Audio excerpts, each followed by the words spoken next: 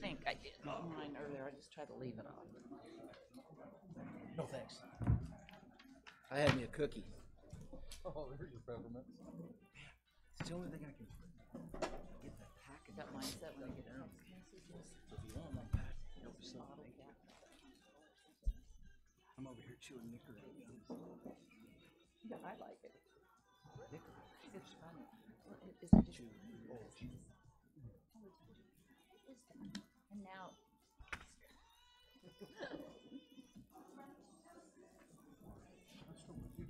so I see no need to change.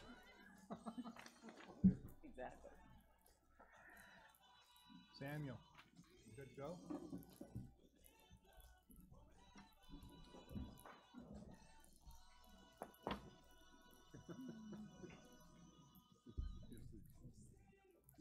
Good morning, everybody. It's good to see folks here. Just a couple of housekeeping items first. First, if everybody would remember to silence your cell phones, it would be appreciated. Second, if any persons here would like to address the commission, please go to Janet in the back, wave Janet, and fill out a blue sheet, indicate on there which agenda item you would like to speak to, and after the presentation on that agenda item, before a vote is taken, you'll be asked to come to the podium, and we'll also issue a call to the public at the end of the day for any items you might wish to bring up. So with that, if you would please rise and join me in the pledge. I pledge allegiance to the flag of the United States of America, to the republic for which it stands, one nation, under God, indivisible, with liberty and justice for all. Thank you. Thanks, Steve. Okay. First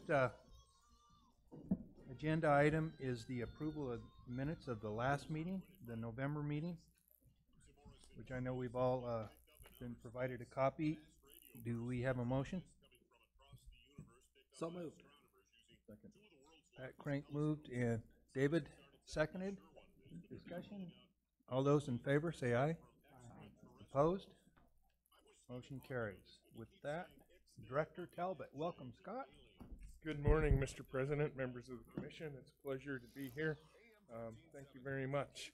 The Director's report for the period since our last Commission meeting, you have that in front of you, but we have been fairly busy from a legislative standpoint already.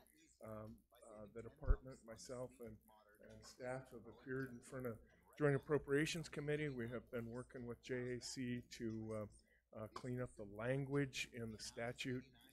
You all recognize that last legislative session, the legislature pulled all of our general fund dollars, and JAC has been working on those statutes and has been very supportive of the agency in those actions.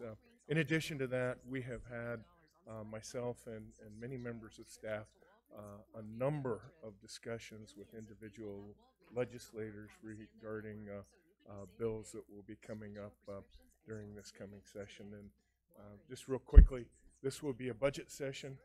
It will go in on February the 12th. So myself and staff will be working on the legislature after that. Internal communication. Since our last meeting, I was able to attend the Casper Regional Team meeting and also sit in on the Wildlife Investigators Unit meeting for a while. After our last commission meeting, I went out and spent the morning at our Tillet Fish Hatchery. It was the only fish hatchery in the state that I hadn't been to, and I just happened to show up in time to load a semi-load of fish, so I spent a couple hours with those guys out there and certainly enjoyed that. Myself and Commissioners Rael and Culver went to the Winter WAFWA in San Diego, and I guess I would just say that Wyoming continues to play a lead role in not only the Association of Fish and Wildlife Agencies, but all of the WAFWA activities. While we were there, Commissioner Rael, Commissioner Culver, Scott Smith and myself were able to meet with the president and director of the Montana Commission to discuss some mutual issues as far as chronic wasting disease, and we have made some plans to have some future discussions regarding Wyoming's feed grounds and CWD management at our tri-state meeting next summer. I had the opportunity to meet with a young man who wrote a letter to myself, the director of WYDOT, and the governor regarding highway mortalities of wildlife.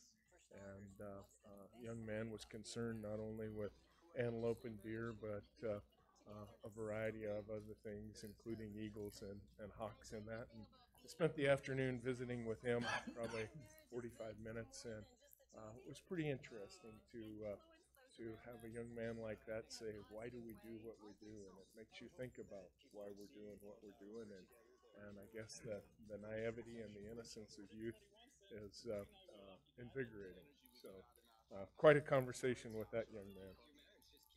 I attended the Rocky Mountain Elk Foundation banquet in Casper, and also spent, I guess, 2 days at Wyoming Stock Growers meeting, which was in Casper as well. We're on the agenda there during the Wildlife Committee, and basically provide an update of what the commission is doing and any happenings with wildlife in the state that pertain to agriculture.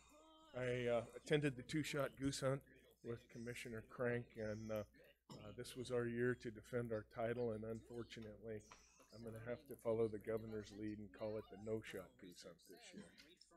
Not much to report there other than we had a great conversation laying in the sun watching the geese fly to other blinds, but an enjoyable time. Great group of people down there. The Conservation Roundtable that we hosted yesterday has certainly been a goal of ours, and I certainly appreciate many of the commissioners coming and sitting in on that, and I hope that we can continue to have that dialogue and move that needle forward and even become more productive as we move forward with our partners. The entire agency staff has been involved in the responsive management study, and I will have, I'd like to recognize the efforts of Rennie McKay and Scott Smith in that effort, but I will have Rennie provide an update on that during the commission meeting. I also met with the Outdoor Hall of Fame Selection Committee, and this year's nominees for 2018 will be Gary Butler.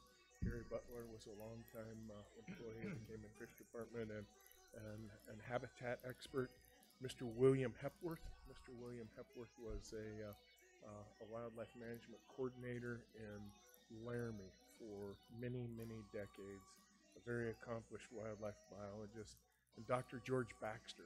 Dr. Baxter did a lot of early work on amphibians on the Laramie Plains and throughout Wyoming, and actually wrote the book on reptiles and amphibians in Wyoming. So 3 very, very deserving candidates, and we will induct them into the Hall of Fame at the next commission meeting in March in Cody, Wyoming. So I look very much forward to that. I guess in closing, 2 things that I would bring before the commission is recognizing that it's been 11 years since we had a license fee increase. And as I mentioned earlier, the commission and the department no longer receive any general funding whatsoever. And so this is the first time since 2005 that the commission and the department have not received some general funding for programs that benefit the entire state. But we did receive a modest license fee increase to offset that went into effect on January 1. And that license fee increase does not increase the capacity of the commission. It simply keeps us where we're at with our current programs. And I guess I would like to reach out and thank the hunters and anglers for their continued support of all wildlife programs in the state of Wyoming. And as we mentioned yesterday, certainly in the near future, the next 3 to 4 years, we as a commission and a department are going to be needing to look at long-term revenue sources for the wildlife of this state. In closing, I would also like to recognize Miss Jean Cole. And so I'm not sure that many of the commissioners know, but this will be Ms. Cole's last commission meeting. She has officially rendered her retirement letter, and on March 2nd, she is going to go on a cruise, and she only has a one-way ticket. And unfortunately, this will be the last time that we will see Jean. I'd like Jean to come up here for just a minute. And Jean has been with the department since 1993. And for those of you who work with our licensing system, you know how complicated that licensing system is. Well, Jean created that mess. No, I'm just Jean has worked diligently on that licensing system, and Jean knows more about that system than any person on the planet. And she has worked with IT folks, she's worked with legislators, and as that thing has gotten more and more complicated, Jean has buckled down and made it work. And I would credit her for making that license system the success that it is. She has been recognized. I think she's the only employee that I'm aware of who's received a Director's Award twice. She's received many peer recognition awards. She's received recognition from the Wyoming Outfitters and Guides Association. She's received recognition from the Wyoming Game Wardens Association and many, many other entities. I used to joke with Jean if she was going to take those plaques and build a house when she retired. So I guess we'll see if that's what she does. But I just wanted to thank Jean for her many years of service. We'll have a retirement coffee and gathering for Jean on March 2nd at 2 o'clock in Cheyenne. So I would invite any of the commissioners to stop by and thank Jean for many years of good work, and we will miss you. Thank you.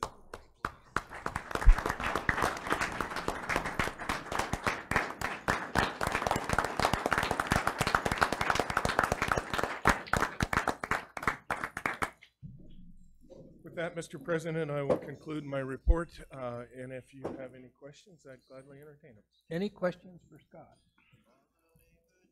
Thank you very much. Thank you, Scott. Okay. I don't have it on my agenda who the presenter is for the next item.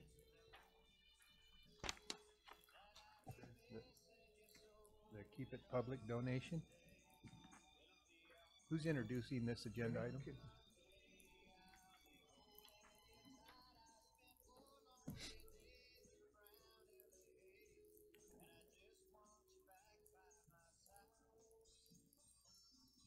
Mr. President. Rennie, how are you? Great. This is one of those fun things to do. Derek Farmer is here with Keep It Public, and they made a donation to the Access Yes this year, the Access Yes program. So had another successful Access Yes year, and really appreciate all the partners who made that possible. But right now I'd like to bring up Derek Farmer with Keep It Public, and he'd like to present a small check and a large donation.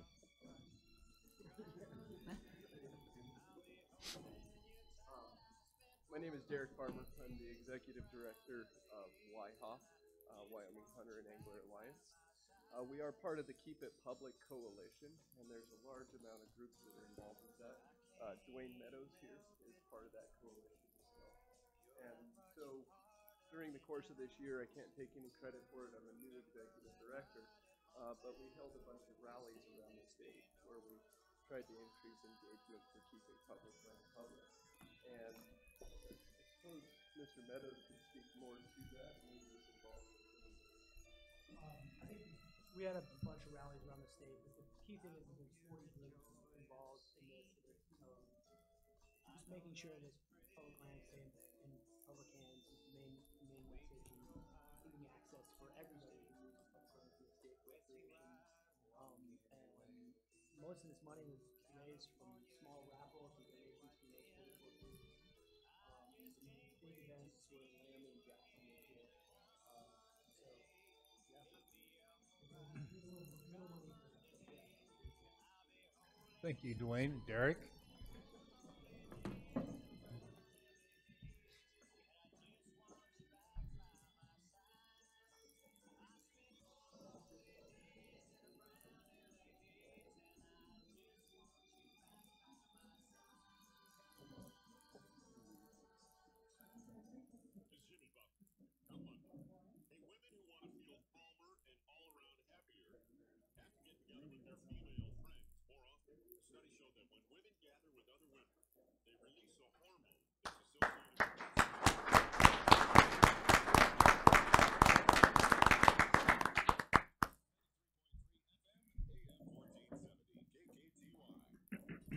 greatly appreciate the efforts of all of those entities for that program. Okay, Sean, you're up next. Welcome, Sean. Good morning, Mr. President, Commissioners, and Director Talbot. I just have a couple of items on the agenda for final approval. The first one is the Pitcher Brokaw Public Access Area located in the Laramie region. It's just off the Arlington exit on the south side of I-80. I have a map for that here.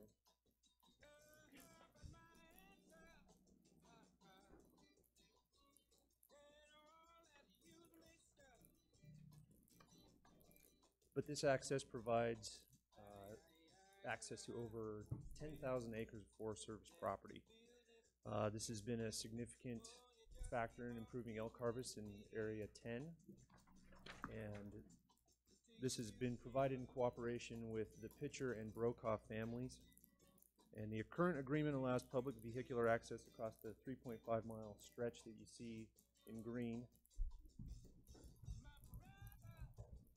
And off-road travel is typically prohibited. We make sure that the public stays on the road all the way up to the Forest Service lands at the top of the mountain there. And we've negotiated an annual fee with the two families for a total of $13,695. That would be divided between the two families. The department recommends that the commission vote to approve the renewal of this access for a 5-year term with an option to renew at the end of that 5-year term. This would also include an average annual maintenance cost of $5,300 to the Habitat and Access budget.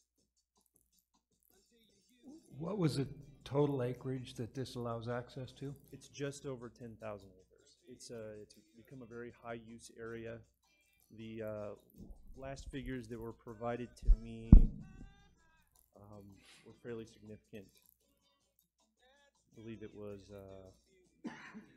yeah, as of 2010, we had a number of 2,874 days of use for that area. Mr. President? Sean, how long has the department been doing this with these two families prior to this? This has been going, I believe we just came to the end of our last 10-year agreement, so at least 10 years. Okay, thank you. Other questions for Sean? Chair will entertain a motion. I'll move to renew the easement. Galen Second that. moved, Mike seconded. Any further discussion? Not, all those in favor, say aye. Aye. Opposed? Motion carried. Thank you, Sean. Thank you, Mr. President. The next item is the road construction project along Highway 89 between Etna and Alpine. The Commission granted preliminary approval on this particular project at the September Commission meeting. This is the 9.25-mile stretch in between those two towns, and as designed, it is still a 4-lane design. We've negotiated a $48,252.49 payment from WYDOT. We've also included, I believe, some additional fencing items, including a few more elk jumps, some gates, and some strategic points. And they will be compensating us for the replacement of the elk viewing shed that's currently on the property. The department is recommending the commission vote to authorize the department to approve the offer and to sign the documents granting the easements to WYDOT. Okay, I know we've discussed this issue at length before, and we did tour this area last summer. Any questions for Sean? Do I hear a motion? Mr. President, I move that we accept the presentation by Sean. Second. So the motion's been made and seconded that we accept the department's recommendation. Okay, let's see, I want to state this clearly. Accept the department's recommendation to accept this payment for this easement. Okay, does that correct, capture it Mr. okay? President. Okay, any further discussion? If not, all those in favor say aye. Aye. Opposed? Motion carries. Thank you, Mr. President. Thank you, Sean. And that brings us back to Gene. Welcome back to the podium, Gene. I gotta tell you, I don't look forward to being at these meetings without you here to keep us straight. I'm not Thank you. I'll sure. miss you all as well.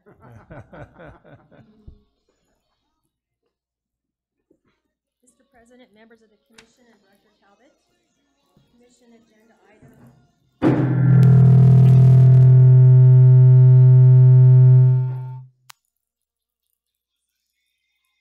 Appointments. The department has received 5 applications for your consideration today. 3 of those are for transfer of ownerships, in which we have received all approval from the regional supervisor, the local game warden, and the district commissioners in those areas, as well as a application for acceptance of a late bond payment in Commission Springs District, and then also a new application for a sporting goods store. They'll be opening their business this next month. So the first 3 transfer of ownerships, the first one is for Howard's General Store in Glendo, Wyoming. The second is Off the Grid Sporting in Sundance, and Shortstop in Newcastle. All 3 of those have been sold to new owners, and the department would like to continue the business to serve customers in those areas for continued license sales. The department did receive an application to continue Longhorn Grocery and Cafe, their bond payment on the 5th of December. By state statute, that payment must be received by the 1st of December. So they were late in their application, and by regulation are required to reapply to the commission. So I'm here today on their behalf to ask you to accept their late application and let them continue license sales in the town of LaGrange. They're the only agent in that area, and it is an important area for license sales. The final application is for the Sportsman's Warehouse, which will be a new location for that business in the town of Sheridan. And they won't be opening their doors until next month, but we'd like to be able to award them the authority to sell licenses now. So when they do open their business, they're up and ready to go with their license sales.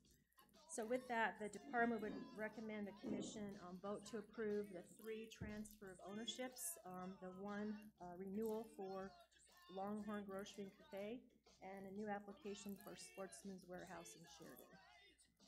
And I can answer any questions you may have. Questions for Gene?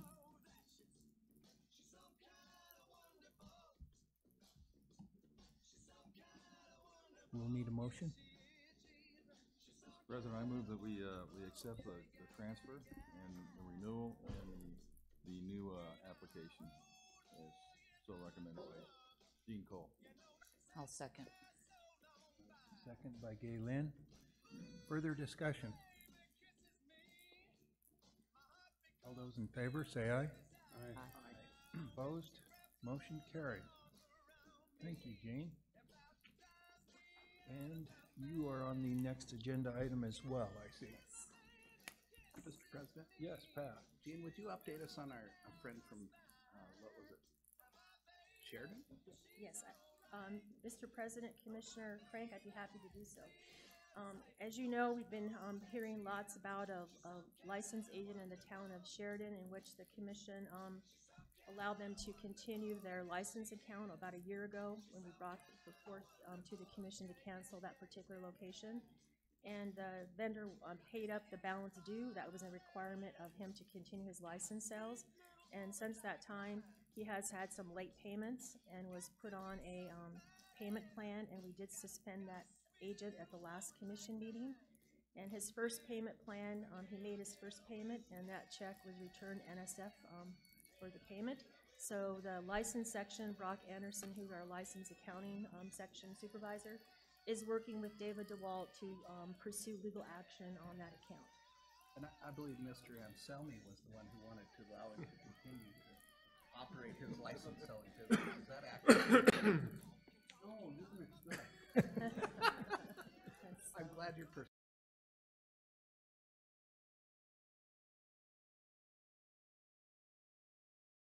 we have the opportunity to obviously pursue legal action against that particular business and hopefully recover the costs for the department.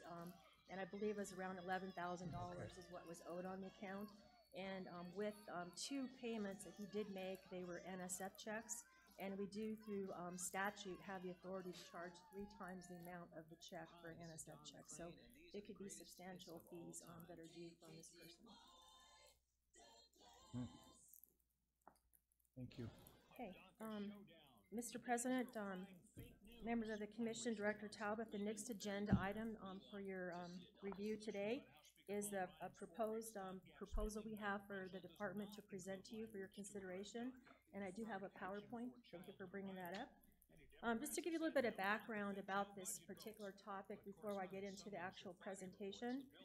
Our commission budget team, which consists of our president, President Culver, Commissioner Crank, and Commissioner Anselmi, over the past few months, they have asked the department to look at the dollars that the department expends for credit card fees, which are quite substantial, and to see what options the department may have to address either eliminating those fees or reducing the amounts paid for the processing of credit card transactions for our department. So I've looked at 3 different options for consideration, and I'm presenting one of those options today in detail for you. One option is to increase the application fees that we charge customers to have additional dollars to help cover the cost of those credit card fees. Now, as you know, in the last legislative session, there was an increase by the legislature in the application fees charged for beginning this year. The application fees for non-residents has changed from $14 to $15. The resident fee of $5 remained the same. And Meredith Wood, our Chief Financial Officer, has estimated that that increase in $1 for those fees will raise about $92,000 additional dollars for application fee revenue. The second option to look at is to pass on the actual credit card fees to the customers. And as you know, since we started our electronic licensing systems, the department has borne all the cost of credit card fees within the department as a reduction to our revenue for license fees. Wyoming Statute 9-4-217, which is a statute governing all state agencies, does give a provision for any agency that does credit card processing to charge the customer the actual fee for the transaction processing. So we have the authority to do that. The department has just never made that decision to go in that direction. And one of the concerns with that is that we currently mandate all applications to be remitted online, and we don't offer any other alternative for a customer. So that would be a consideration to think about in that particular option. The third option that we looked at, which we're presenting today, is to change the way in which we accept applications. And in terms of the amount that we collect from a customer up front, the credit card fees are based on the amount of the transaction. So if we can reduce the amount the customer pays up front, then that would substantially reduce the amount of the credit card fees paid by the department. So I'm going to walk through that particular proposal, and hopefully I've covered all the concerns and issues and benefits of that option. Where do I point my little guy at? Here?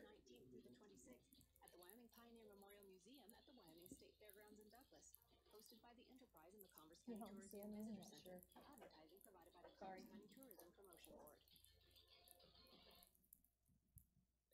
Visitors to Converse County are advised to keep an eye out for the elusive Wyoming jackalope, often described as a cross between a jackrabbit and an antelope. If you're not lucky enough to see a real jackalope, a huge replica of this rare animal stands in Jackalope Square in downtown Douglas. KKTY wishes you the best of luck in your search for the jackalope. We are the music makers, and we are the dreamers of dreams. 93.3 FM, AM 1470, KKTY. Good times, great oldies, KKTY.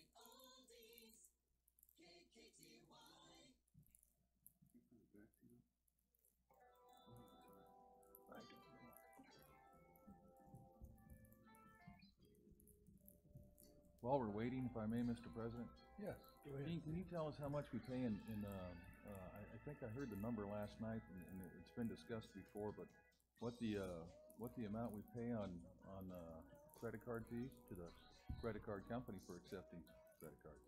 Yes, President Culver and Commissioner Rael, the amount we pay is 1.6 million currently for credit card fees, and it's anticipated that will be 1.8 million this year with the increase in our license fees. I'm sorry, Senator, just.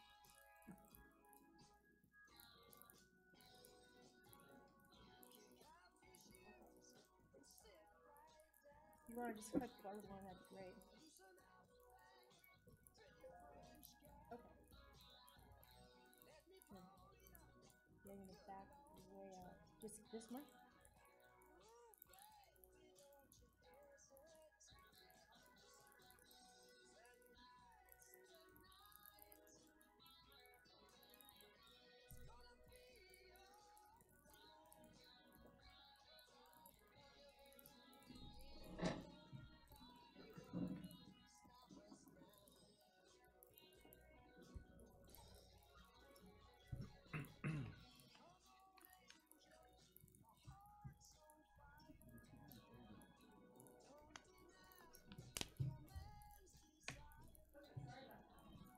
So, as I mentioned, we're going to discuss one of the three proposals today for your consideration.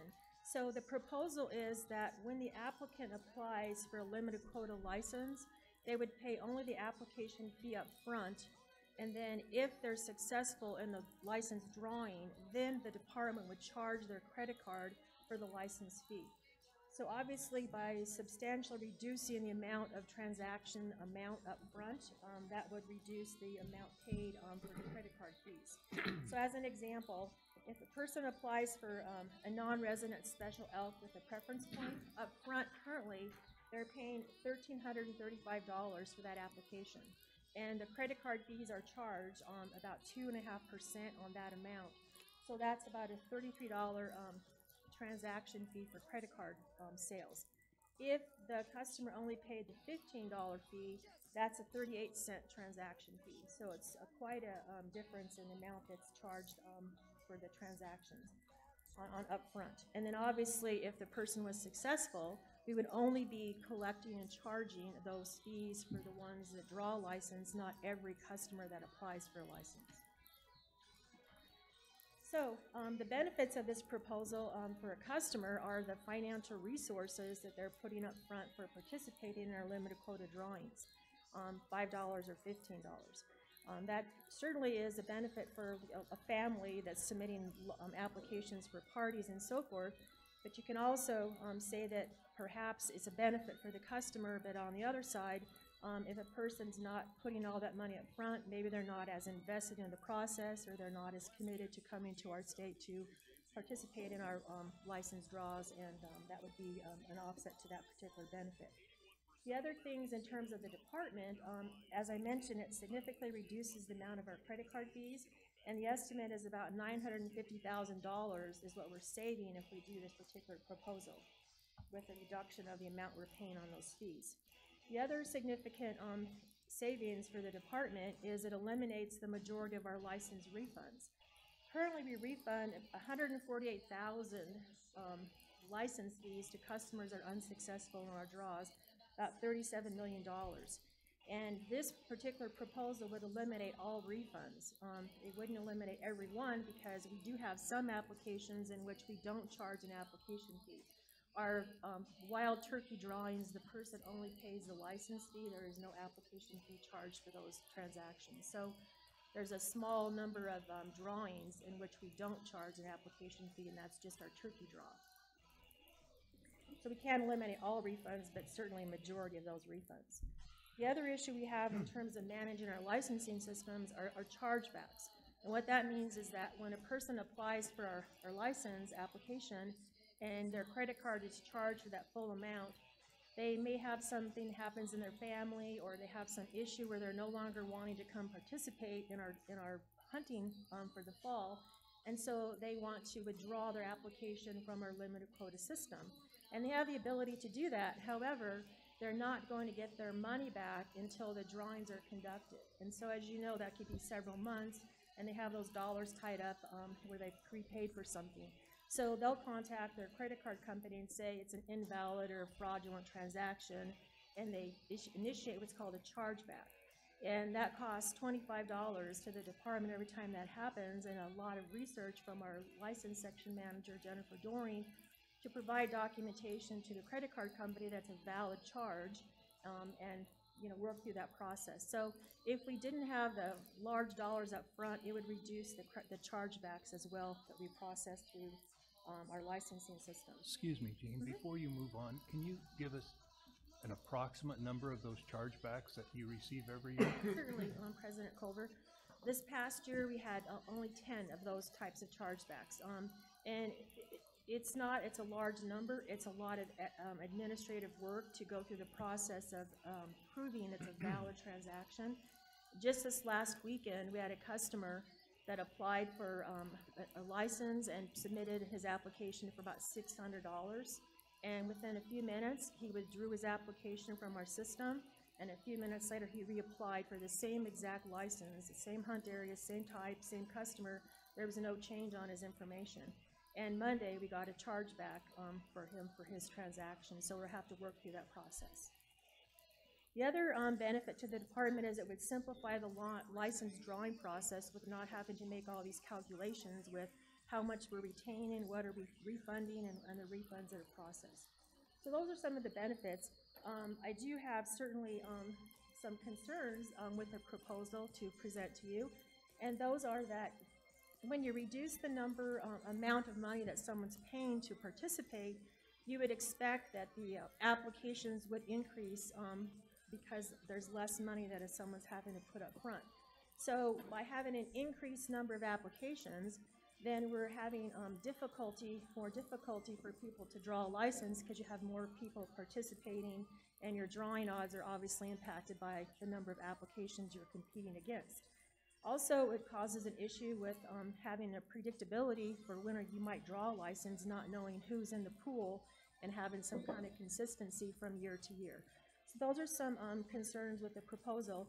And you'll also see later in my presentation, I also have some other challenges to work through if we do, as a department and a commission, decide to go down this avenue, which I'll present in a few slides.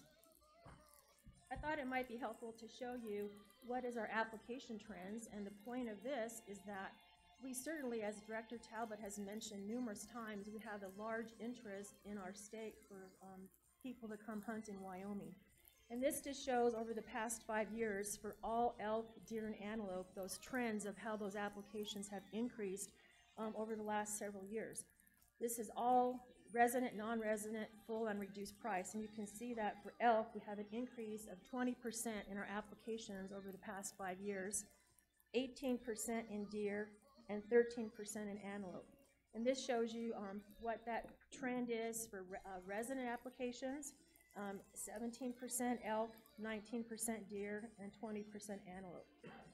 And non-resident trends, elk is 26%, deer 17%, and antelope 7%. So certainly we have a large interest in folks coming to Wyoming to hunt. And this is our trends for moose, bighorn sheep, and mountain goat for applications. And again, an increase in our applications over the past 5 years. Moose is 14%, sheep 16%, and goat 20%.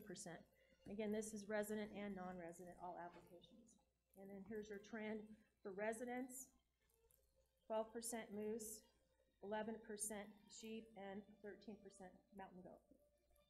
And non-resident trends, very similar. There's a larger increase, 25% for moose, 24% for sheep, and 47% for mountain goat. So we process a lot of applications. And our wild bison, those are the trends for the bison. And you can see that the drop in from 2013 to 2014, that's when we changed our process to go from a priority list to an actual drawing. So those, that's why there's a big drop in those application counts from 13 to 14. And resident, non-resident. And then the other trends I just wanted to show you before I get into more details is what what do the trends look like for actual licenses issued for those people that are competing against those applications. And you can see again the trends for all licenses, elk, deer, and antelope. And the increase for all licenses for elk is a 10% increase in 5 years, deer 12% increase, and antelope a 14% increase. So we have more people competing, and we have more licenses in some areas.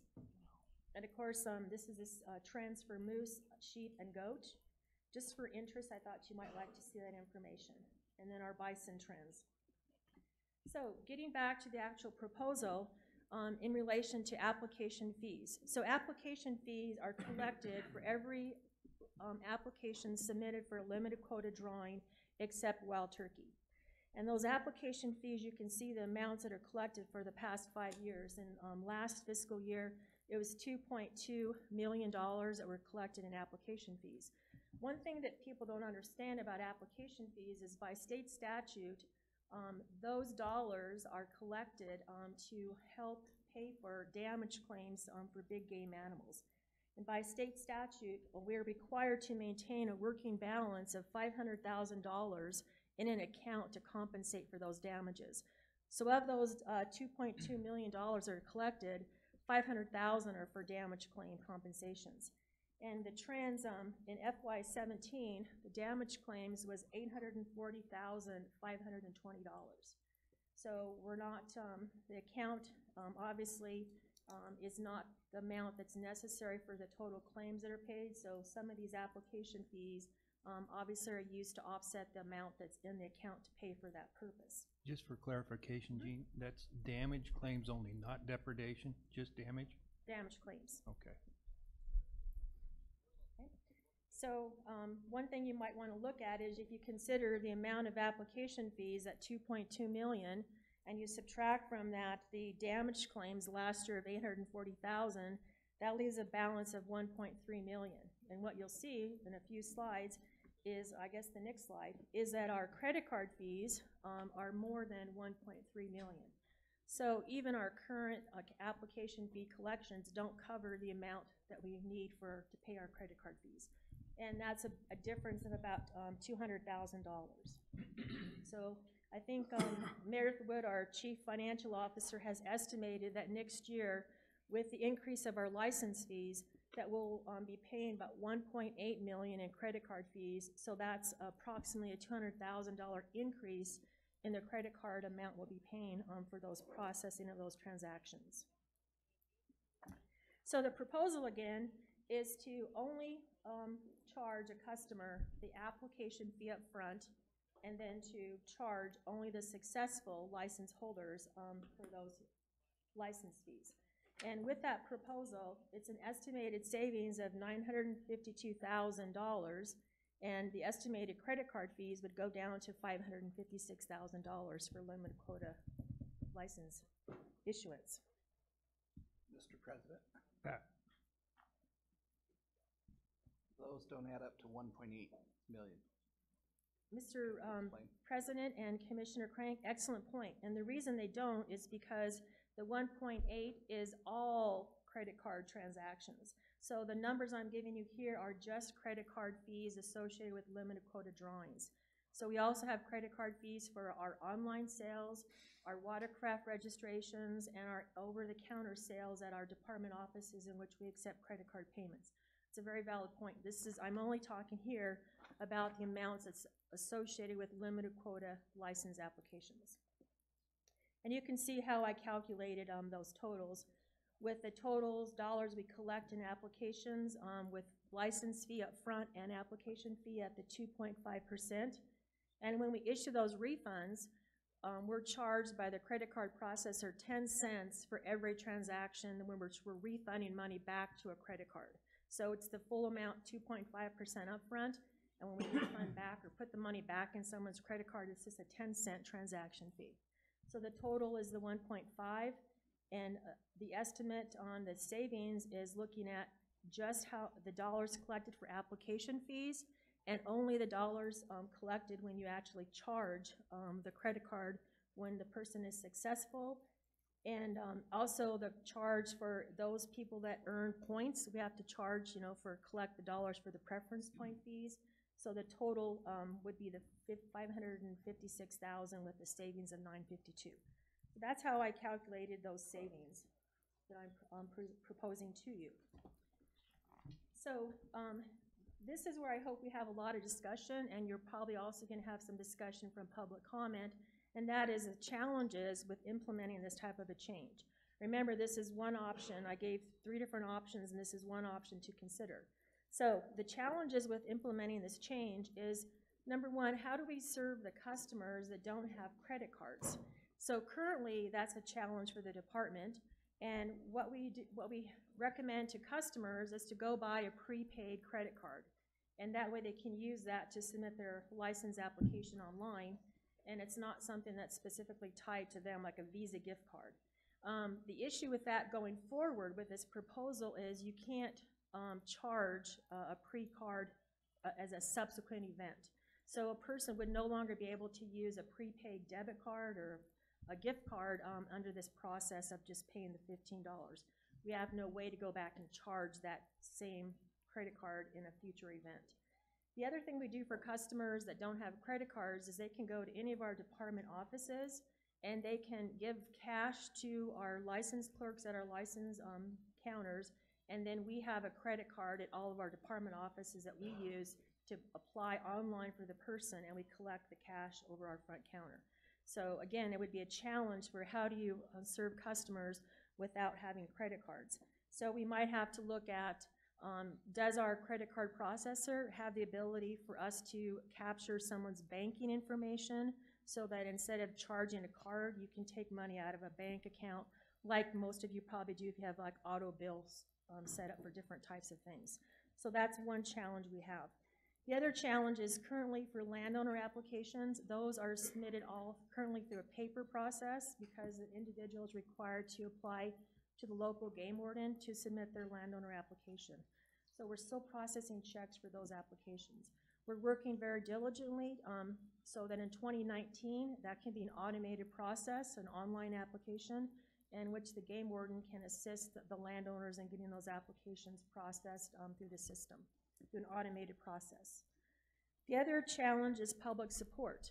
Certainly, this is a significant change on how we do business, and we always want to make sure we have the support to move forward with changes in this magnitude.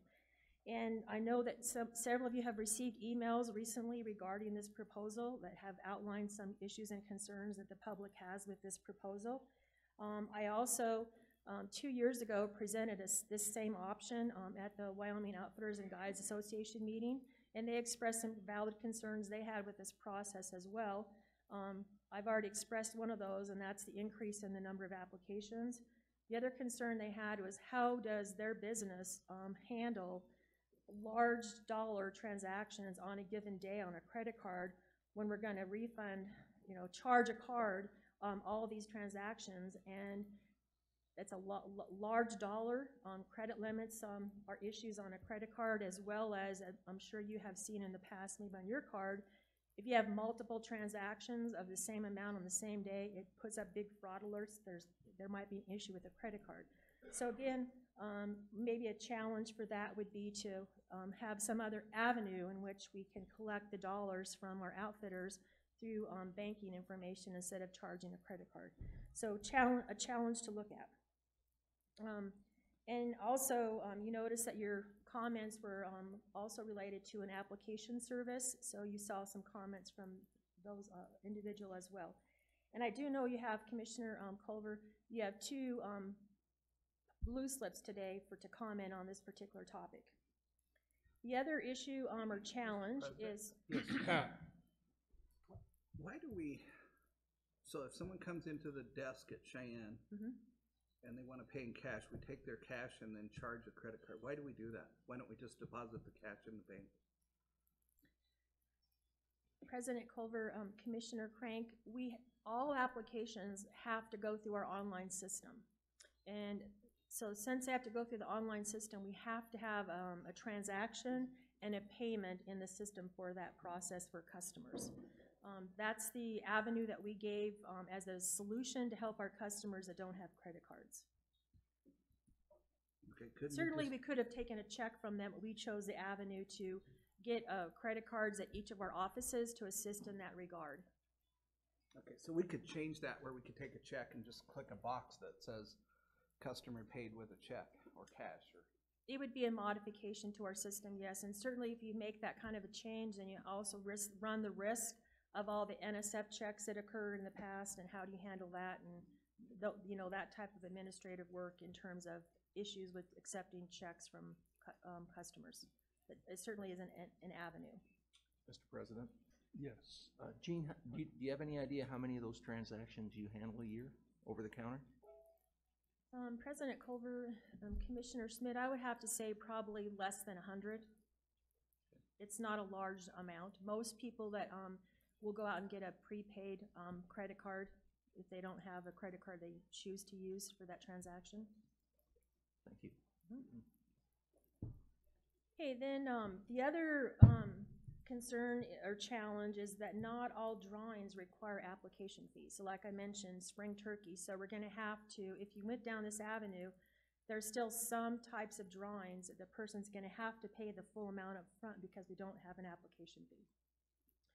And then the other concern or challenge that you need to work through is how do we handle credit cards that are no longer valid or the license fees exceeds a person's credit limit at the time when the drawings are conducted, you need to go charge that card. So certainly there'll have to be some regulatory provisions on how to handle that. So do we, try to charge the card again multiple times? Do we notify the person through email and they have so many business days to remit a check to the department? How do we handle that when the credit card is no longer valid or can't accept the transaction? So some process and how to handle that issue. And then the last challenge that is how to charge for preference point fees. So as you know, in a lot of our applications, we do accept preference point fees along with the application. And then if the person is successful in their first choice, then we refund that preference point fee to the customer. Or if they're not, then we retain and award them a point. So again, if we're doing just application fees, we may have to change how we buy and purchase and appoint preference points. Mr. President? Yes. Could you explain that for me, Gene? I always thought, so I apply for sheep every year, and I never draw. But I get a preference point every year, right? Yeah, I'd be happy to explain it. So how would I apply for sheep but also pay for a preference point at the same time? So Commissioner Culver and Commissioner Crank, the example I was referring to was only related to non-residents. You're absolutely correct. In a resident, when a resident applies for a moose or sheep in which points are involved, they pay the license fee up front, and if they're unsuccessful, they earn a preference point at no fee to the customer, and they get a full refund of their license fees. A non-resident that applies for moose or sheep that's unsuccessful, we retain out of the refund the preference point fee, and they get the net difference on their refund.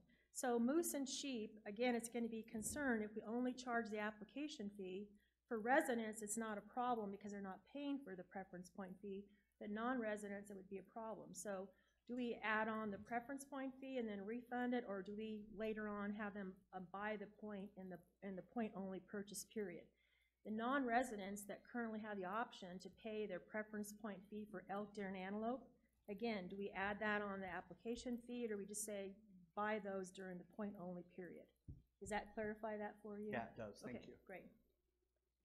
Okay, so those are some of the challenges that I think we would have to obviously work through to make this type of a change. And the point I'd like to make for today is that on your commission agenda sheet, it does request that the department ask for some action by the commission to move forward to promulgate rules to implement this type of a process change. Certainly, there might be some other questions you have or some other research you might like the department to consider before making such a decision today. And a decision does not have to be made today to make this change. We can come back at a later commission meeting with more information or give the commission an opportunity to think about this, get some more public input. But you would need to make some type of a decision no later than July or September commission meeting to have that implemented for the next licensing season, which starts in 2019. And as I've indicated on the slide, you would not want to make any kind of change anytime during an application period. You want to make those changes at the beginning of a period for obvious reasons. So I just wanted to make that point that a decision does not have to be made today about moving forward with this proposal. And while we're talking about changing application processes, I want to take the opportunity to make one other suggestion to you, or one more thought to consider, and that's regarding the preference point fees. So again, if we make a change that we're talking about today, it's going to have an impact on how we collect dollars for preference point fees. So the proposal I have on the board is to only have preference points purchased from July through October and not have them associated with an application, which complicates the license allocation system with determining, do I keep the point, do I refund the point, do I award a point, what do I do with the point? So that's just one more thing for your consideration. And with that, I would answer any questions you may have. I have one, Gene. I know very little about how credit card companies charge these fees. Do different companies charge different rates? Is it a sliding scale based on volume? Is this negotiable with individual credit card companies? How does that work? President Culver, that's an excellent question. The way that credit card processing works is that you have a contract with a third-party vendor, and they have a fee that they charge for actually making those transactions work between a business and the banking institutions. And currently our credit card processor is Convenient Payments, and they have a flat rate of 0.008% that they charge on any transaction that we process. I had Meredith do a calculation for me to say, what does that equal? And on the amounts we're talking today, it's about $48,000 is what they earn from our credit card fees. That's their fee for the third-party vendor. The way that the credit card companies work through the banking institutions is every type of credit card has a different rate that they're going to charge based on, is it a debit card? Is it a credit card? Is it a card that's issued for a corporation that has rewards? All those things vary. Mark is shaking his head. All those things vary based on what type of card it is and what, so debit, credit, or corporate card, and also if it's Visa or MasterCard or American Express. So those rates vary, but in looking back at some of our monthly invoices, Jennifer Doring, our licensing manager, looked at those, and it's about 2.5% is the average of what we're paying for our credit card fees for the banking institutions. So there's really not much headway to be made in trying to negotiate or accepting certain cards, not other cards, based on their charge rate? President Culver, that's a great question as well. And we as a department have made a decision not to accept American Express. You might notice that on our websites. We don't have American Express, and that's because they have a lot higher rates than Visa, MasterCard. So those are the kind of decisions you can make to reduce your fees. Other questions for Gene? Mr. President. David. Go ahead, David. Gene, was the $200,000 increase on the credit card fees, was that projected for 18? That's correct. So was that in our budget? I can't remember. Does that mean we're gonna have a $200,000 shortfall? President Culver and Commissioner Rael, what that means is that's a reduction in our net revenue, is what that is. It's not an expenditure, it's a reduction in our revenue. It wouldn't be revenue if we're paying the credit card company that, though. 1.6 right now, right? Yeah, the way that we reflect that in our financial statements is net revenue. So we take the total collected for license fees and we subtract the cost of what that costs the department to collect that for credit cards as a reduction in our revenue. And I don't know if Meredith wants to come up and address that question better than I can. So it was projected, though, in 2018?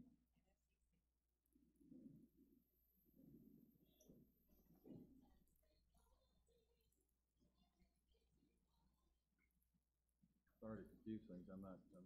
Welcome, Meredith. Thank you. President Culver, Commissioner Real, Jean explained it exactly the way we do it. So all application fees, preference point fees, draw, license fees collected is, for example, 60 million. Whatever the credit card charges are just reduced from that 60 million, and that's what we report as revenue, the net revenue. Yep. So it So is it's in the budget. I'm sorry. It is in the budget this It year. is. It's considered, our revenue is always considered for our budget planning, so it was taken into consideration in the development of our 18 budget. Mike, did you have a question? Yeah, I was just wondering, Gene, if you could, your first proposal that you mentioned was simply to charge the credit card fees back to the customer or the applicant? Yes. So President Culver and Commissioner Smith, that proposal basically is that when we would modify our systems, and obviously I would assume have to do some regulatory changes in Chapter 44 to have that provision. Maybe not because it's already authorized through state statute. We may not have to do regulation changes, but the proposal would be that when an individual applies for their limited quota drawing online, we would have what's the license fee that we're charging upfront, the full amount, retain the way we do business now. In addition, we would have a charge added to the transaction at the time they check out, and that would be calculated at 2.5% of whatever the total is for the transaction. Does that answer your question? It does. Okay. And you feel comfortable we have statutory authority to do that? Yes, I do. I actually have copies if you'd like me to provide that to you. I printed off the actual state statute. I would like that, please. Okay. Appreciate that. Thank you. Mr. Chairman? Yes. Pete, I appreciate your proposal, Gene. There's a lot of thought and a lot of effort goes into it. It's extremely complicated. If you do this, you have a whole lot of steps you have to consider and change and whatnot. And I personally would like to see more effort looked into raising application fees or recovering it some way so that the system remains pretty much the same as it is. Other than all the other things you're going to hear from other people regarding a possible increase in applications, drawing percentages decreasing, those types of things. Possibility of having trouble recovering money if somebody draws a license and now they've got to pay $1,000 for a license down the line, just as you pointed out, all the different possibility problems with that, as opposed to not having that problem if you get the money up front. I just think it seems to be a very complicated way to handle that problem when we could probably simplify that by raising the cost of the application fee or something in that line. President Culver, Commissioner Dubé, I wouldn't disagree that our licensing process is very complicated, and anytime you make any kind of change, it just adds to more complexity and educating the public about the change, and that's why I think there needs to be some real thought in terms of what direction does the commission go, and you might want to, again, have some specific questions or specific research you want to have someone come back, Jennifer Doran, our license section manager, at a future commission meeting for more discussion on this proposal.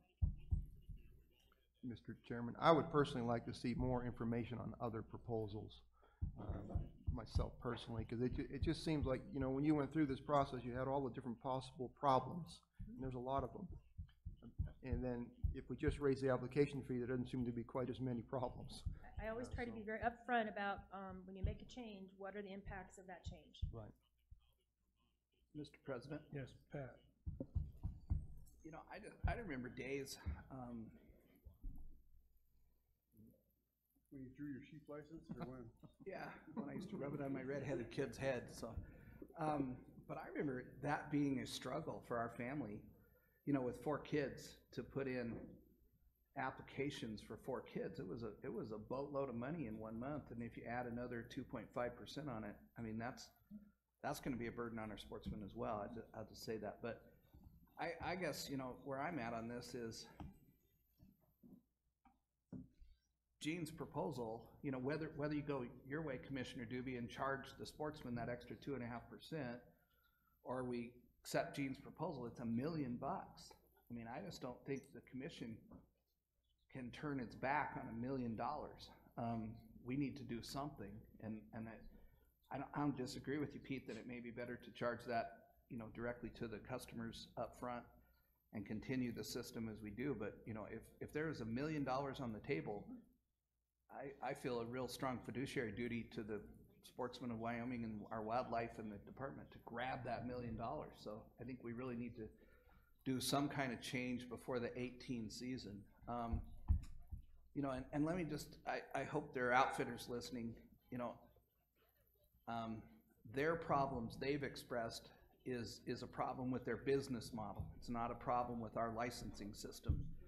You know, I think there's several of us up here that run a private business. So, you know, I run a law firm, and at the end of the month, I have to pay bills. And so if, you know, I don't have enough money, I have a line of credit with a bank, and I go borrow money to pay my bills. And so, you know, their comments about we don't have enough credit card, you know, limits on our credit cards to pay these amounts, and, you know, and maybe if they're $600 charges in one day, there's going to be a fraud alert. You know, when I travel, I call my credit card company and say I'm going to be in North Dakota. Don't shut my credit card down. I mean, there are ways to deal with that. That's their business model problem. So I'd love to hear from them, you know, if there are other problems, but they may need to change their business model to incorporate us saving $1 million every year. That's a lot of money. And I think that's a perfect segue into, we do have 2 blue sheets. Gene, stay close if you would, because we'll be asking more questions of you later, I'm sure. Mr. President? Yes. Could I ask Gene one more quick question? Sure. Gene, on the Pete's proposal of just adding the, or increasing the fees, the application fees, versus charging the 2.5% to the customer, is there anything different that we need to do as a commission to make one of those happen, one or the other? Yeah, President Culver and Commissioner Smith, that gets to a lot of discussion we had yesterday at our conservation group meeting, and that is the commission does not have the authority to change the application fee amount. Those are set by state statute. Go ahead. Following up on that then, do we have authorization to charge a credit card fee? Yes, through that. President Culver, Commissioner Anselmi, through that state statute I just handed out, we have the authority through that to charge credit card fees. And this is going a little bit to the side, but we have authority to raise application point fee too, don't we? Through statute. That doesn't, we can do that. The legislature doesn't do that, or do we do that? Can we do that? The President Culver, Commissioner Anselmi, the legislature for our preference point fees, they give us give the commission a parameter in which to establish a fee. So as you know, at our previous commission meeting, the commission did change the amount for the moose and sheep preference point fees. Commissioner Crank brought that proposal forward, but that is still up to a limit that's established in state statute. You have a lower and an upper limit in which you can establish a fee within that parameter. Okay, so with that, I tell you what. Mr. President, can I ask one more question? Sure. On your last proposal, with regard to preference points, the only thing we would need to change is how non-residents buy preference points, correct? We could leave the existing system for resident preference points on moose and sheep. That's correct. So if we do some change, we'd have to push the non-residents to say, apply for a license, but if you want a preference point, you need to do that between July and whenever our dates are, correct? That's correct, and I would strongly encourage that because it's very confusing to non-residents, especially for elk, deer, and antelope. They think that when they pay that fee with their application, that point that they're buying is for the current year drawing. They don't understand that it's for the next year's preference point they're purchasing. It would really help educate that process as well. Thank you. So what we're going to do is we're going to take a very short break, meet back here at, say, 5 minutes after 11, or excuse me, let's meet back here at 5 minutes till 11, and then we will call upon, we've got 2 members of Wyoga that would like to address the commission, and we will call upon them at that time. So we'll see you in about 10 minutes.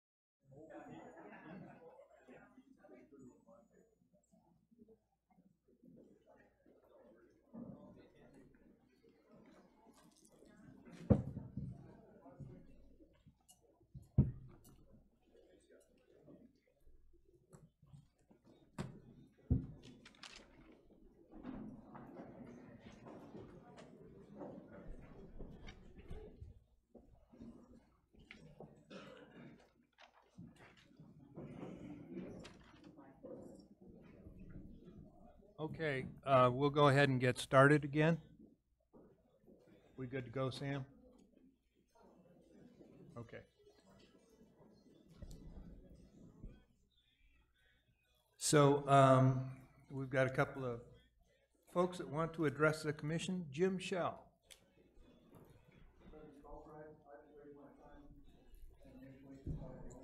Okay, Cy, you want to come on up?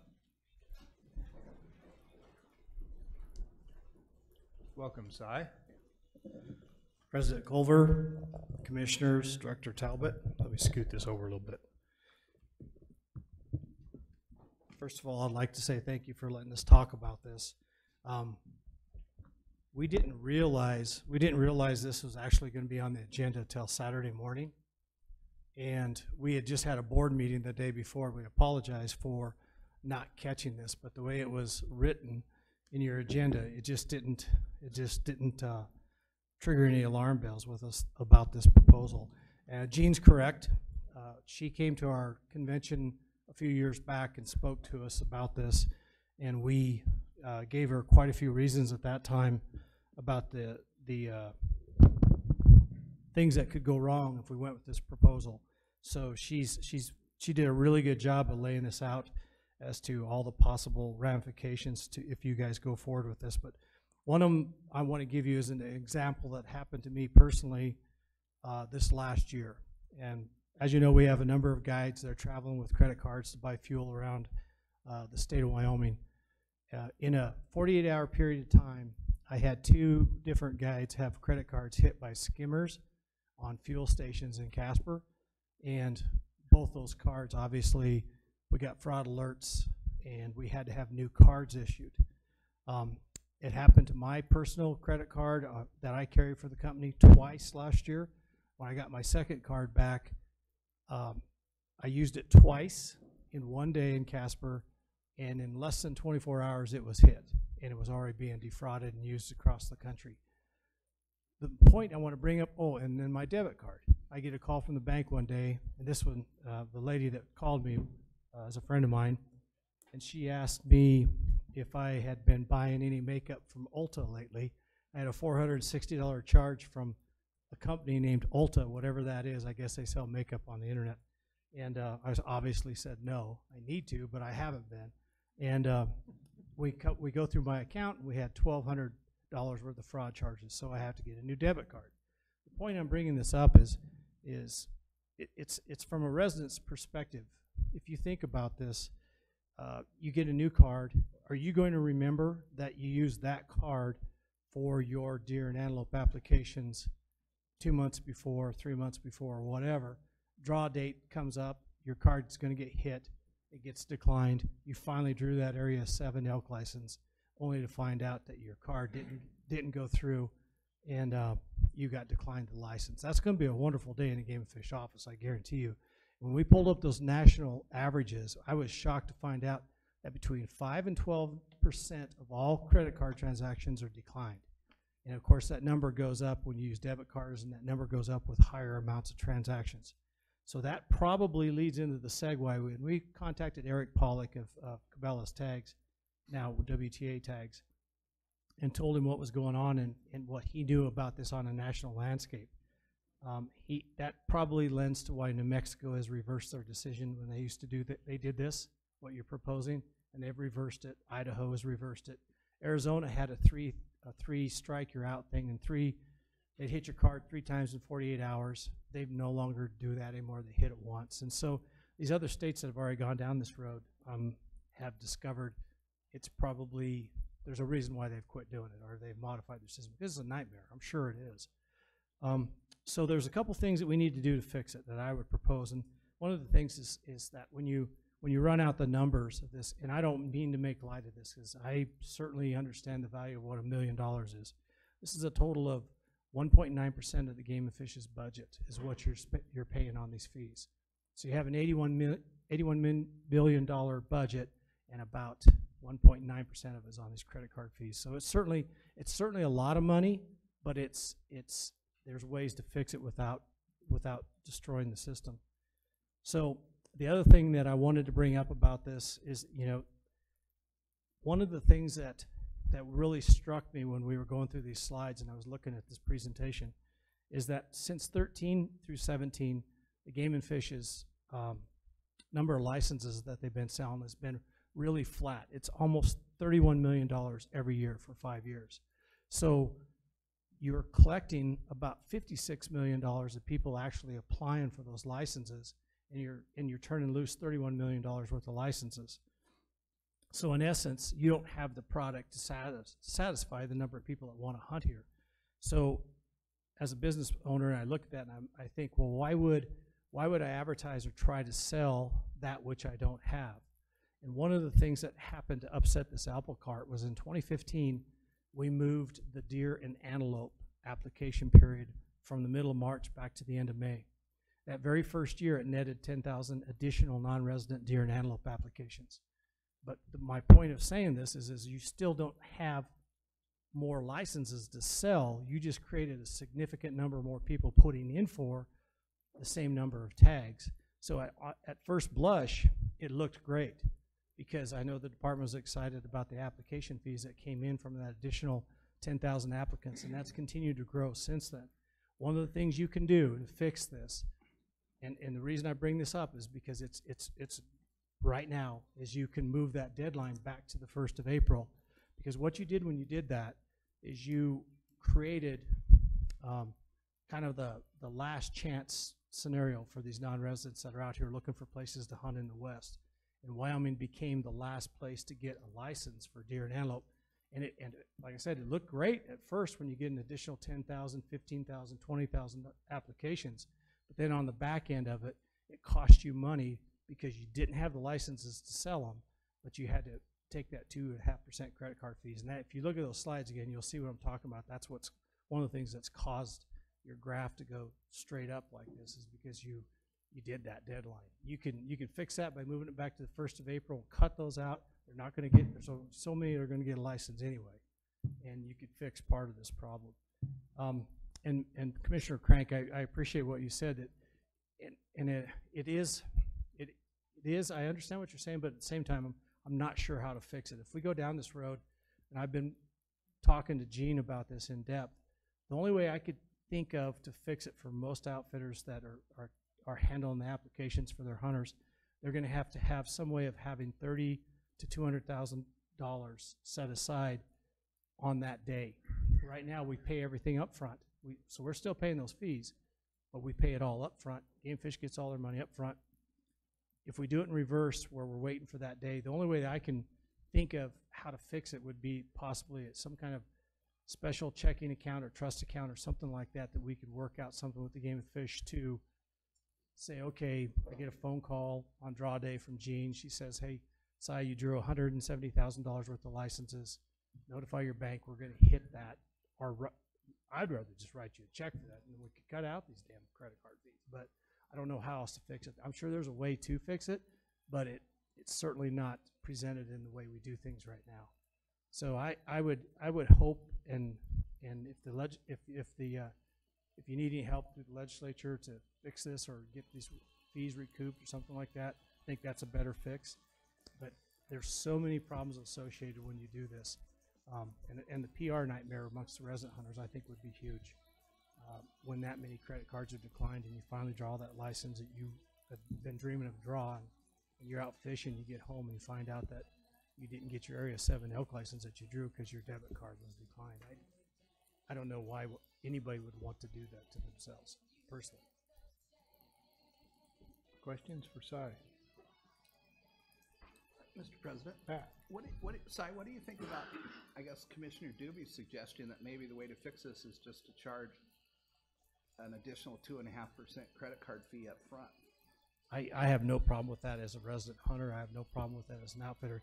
If you do the math on that, on a $50 resident license, that's $1.25, and it's so minuscule. I don't think it's going to be a huge, and we're so used to that in today's world.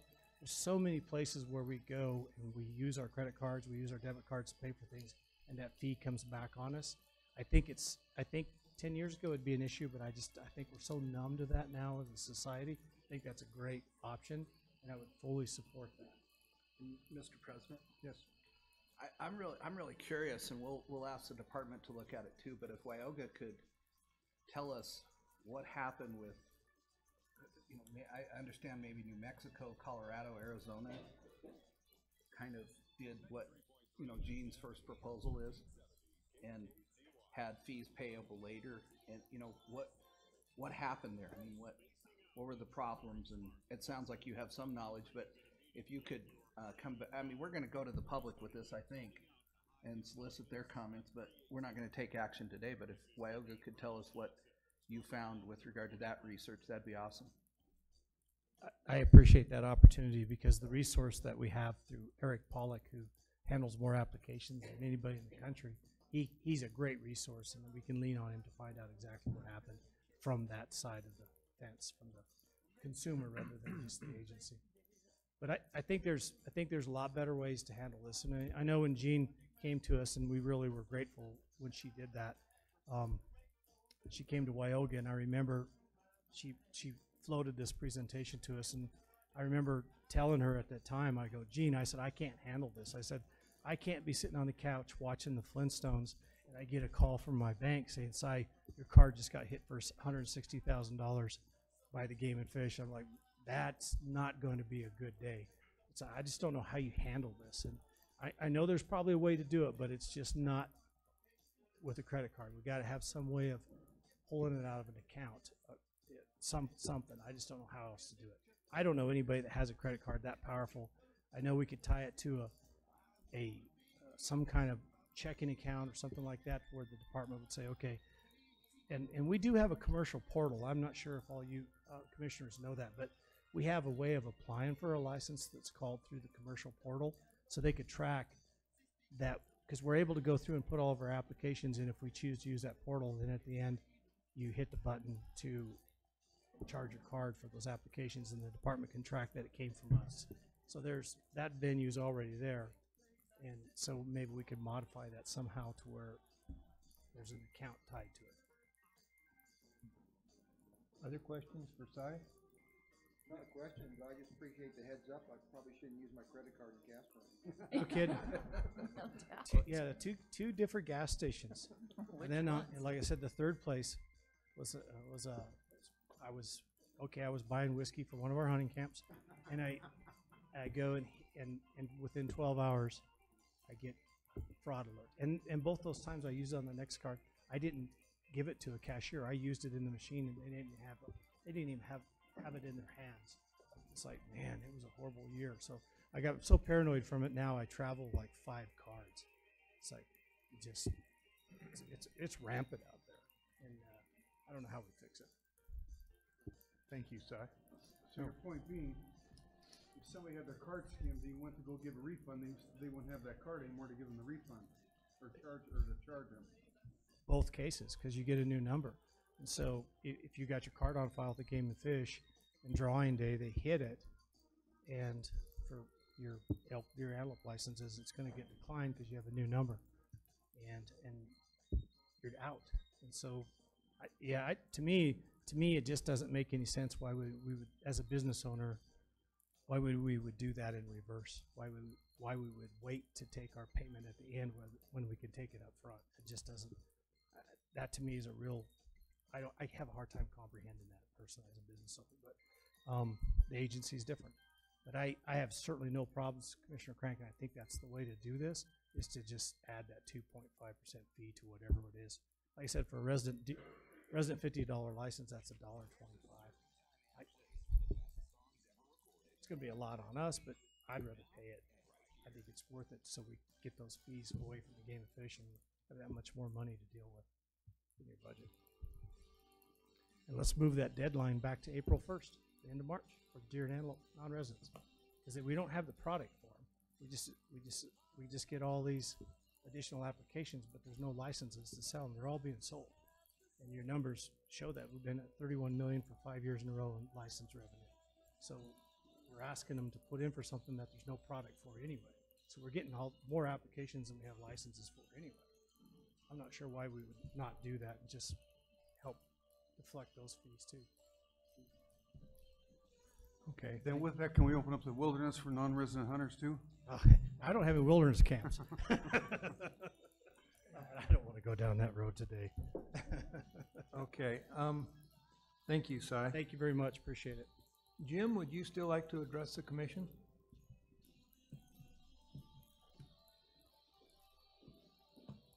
President Culver, Commissioners, Director Talbot, I appreciate the opportunity to talk. While I applaud the department's efforts in trying to look at ways to save money, I have to speak in direct opposition to this proposal.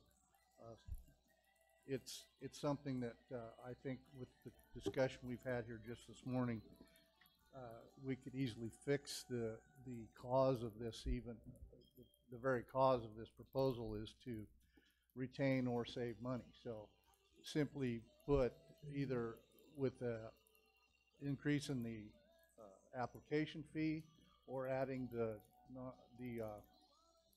application fee on the credit card, the 2.5% or 3%, even at 3% would probably be the standard tax on that credit card use. But it's the cart, the Apple Cart doesn't need to be completely turned upside down and changed. With just a few little changes, we can retain those fees. We can keep the money in the department's account and not be paying that out. But there's easy ways to get around it. But I'd say that from the non-residents' perspective, I'm old school in my business dealings. I do not make the applications with my credit card. I actually submit all of my hunters' credit cards on their application. I submit the application using their credit card information.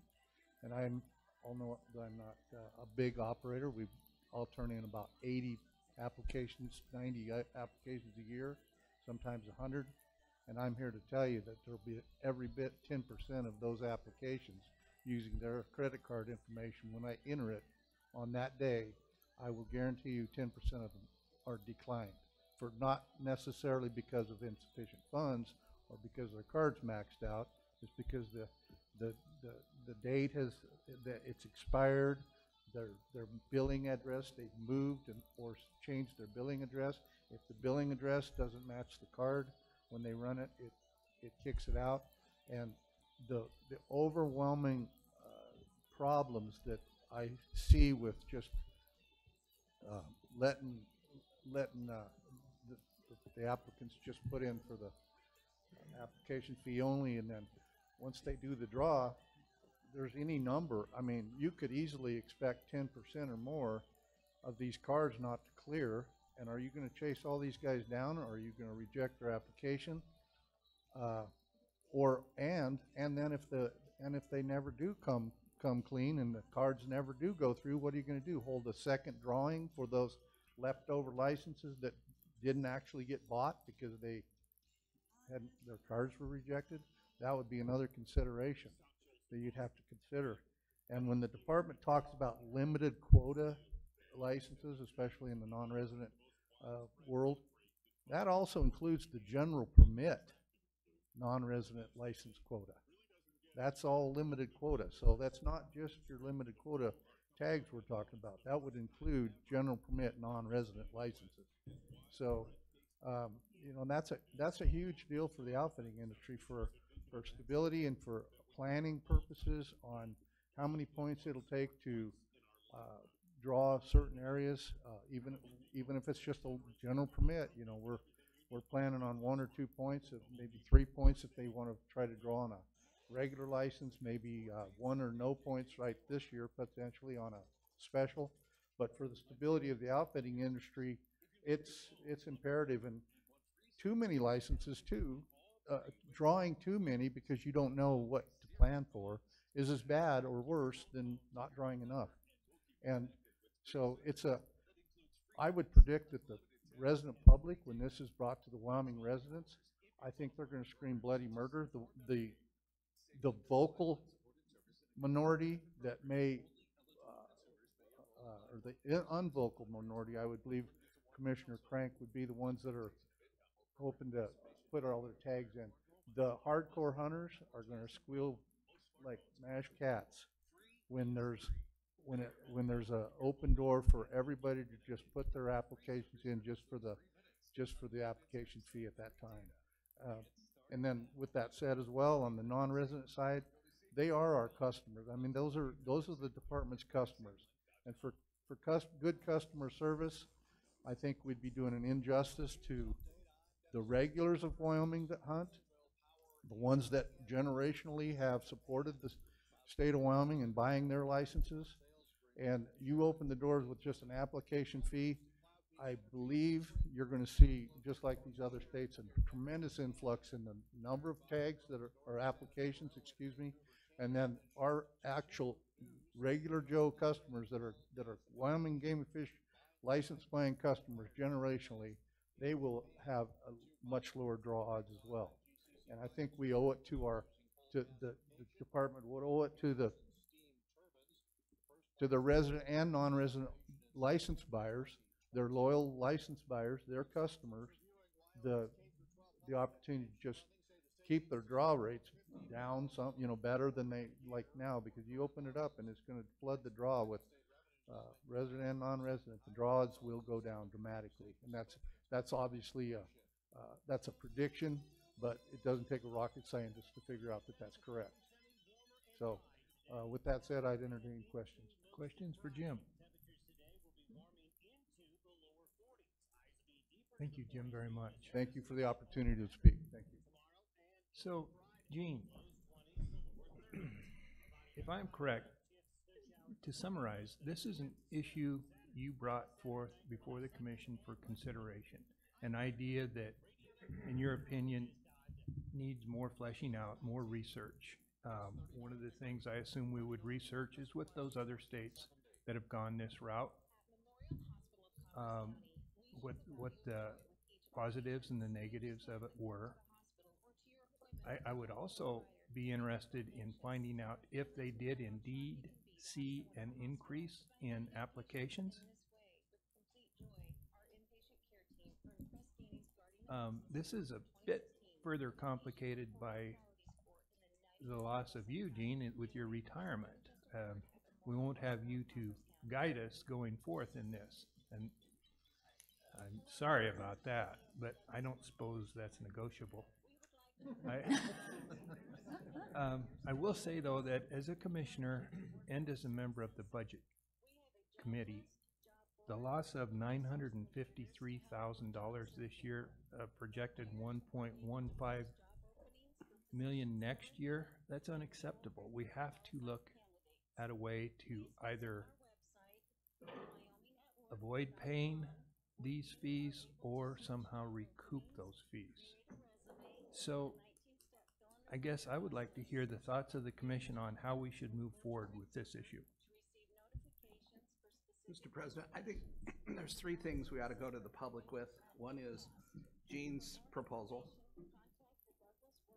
Wait till you're gone hear what we say about you. We're going to name everything bad after Gene Cole. So the proposal to just accept application fees, a proposal to charge a 2.5% or whatever our cost is on credit card fees up front. I think those are the two main options, aren't they? Is there another one, Gene? The other option was the increase in application fees, which would be the statutory change. Which, yeah, and I don't know that we'll get it. I mean, we've not had a lot of luck with the legislature on those kind of requests. So, and then I think the third thing you suggested is maybe we change how non-residents buy preference points for deer, antelope, and elk. Maybe we just set if that helps, our license system is so complicated. If that helps our license system be less complicated and less confusing both to our consumers and to do it properly, then we ought to have the public tell us about that as well. And anything else before we lose you, Gene, what else should we talk to the public about on this issue? Commissioner Culver, Commissioner Crank, I have every confidence in the license section and the license section manager in moving forward with this, these issues and these challenges. And I think another thing Commissioner Doobie mentioned is to see what would the cost need to be in order to recoup for the application fee. He had a suggestion at the break to say, how much would you have to raise application fees if that was an option you wanted to consider? But we need to move quick, Mr. President, because if, you know, in 2018, we're gonna lose $1 million, so this needs to be to us by what, April or July meeting? So we need to go out to the public pretty quick. Gene, I apologize for this, but I've received one more blue sheet that I'd like to hear from before we wrap up this conversation and make a decision. So, Joshua Kersey with the Muley Fanatics. Welcome, Joshua. President Culver, members of the commission, Director Talbot, I appreciate your opportunity to take comments on this. But more importantly, I appreciate your willingness to identify the significance of $1 million. And I think the fiscal responsibility of being able to identify how to overcome that is tremendous, and that speaks volumes to you. The one thing I would like to offer is a couple of examples that I think are direct to most folks in Wyoming. Our local internet provider, they charge a $3.95 charge if you pay by debit card or credit card on your monthly bill. And as Commissioner Anselmi knows, the Sweetwater County Treasurer Office in Sweetwater County, when you buy your license plates, they charge a 3% credit card charge. I do think that is the way that business is done. I think that has resonated as the norm among business and transactions. And I think, Commissioner Doobie, I think you've taken this complicated matter and you've hit it right on the head. I think the simple answer to this is people are used to paying that credit card fee. I think they've recognized that as a norm of doing business. And I think for that to be outlined specifically or earmarked, I guess, specifically on their tally of their total of their cart when they're buying their license, I think that's the answer. I think raising the application fee doesn't specify why that additional revenue is being charged. I think people are used to that, and I think that that would be the answer in my mind to make what is really a complicated answer, but has $1 million on the line. And I think that's the most important part of this, is that where could that money be used? I mean, there's a need for $1 million, no matter what percentage that is to the overall budget. It is $1 million. Be happy to answer any questions if you had any. But again, I applaud you, Commissioner Doobie, for bringing that up, because I think that would resonate a lot better than this huge influx of what I would imagine to be resident applications, knowing, I mean, for myself and my wife and my two daughters, $57 elk tag at $228 for the four of us. That's a $5.70 charge, knowing that that's how we do business in today's world. Questions for Josh? Thank you very much, sir. Back to the hot seat, Gene. Mr. President? Yes. As long as we're looking into this, what about having residents pay for their preference points too, instead of just giving them to them? Separate that out as well. You're really picking a fight. Yeah, but come on, you know, hunting, it's a sport. Really few people are doing it to put food, the only food on their table. Everything else we do is expensive. I'll pick the fight, you don't have to get in it, how's that? Can't back you on that one. Go ahead, Mark. I looked at that too, when you, just for point of argument, residents put in about 20,000 for sheep, goat, and bison. But if you put in, you don't pay a point, you get a point. So you put in for a sheep tag and you get a point. Unless you don't put in. So there's 20,000 people there for a point. And you're talking about points for all species, is that what you're saying?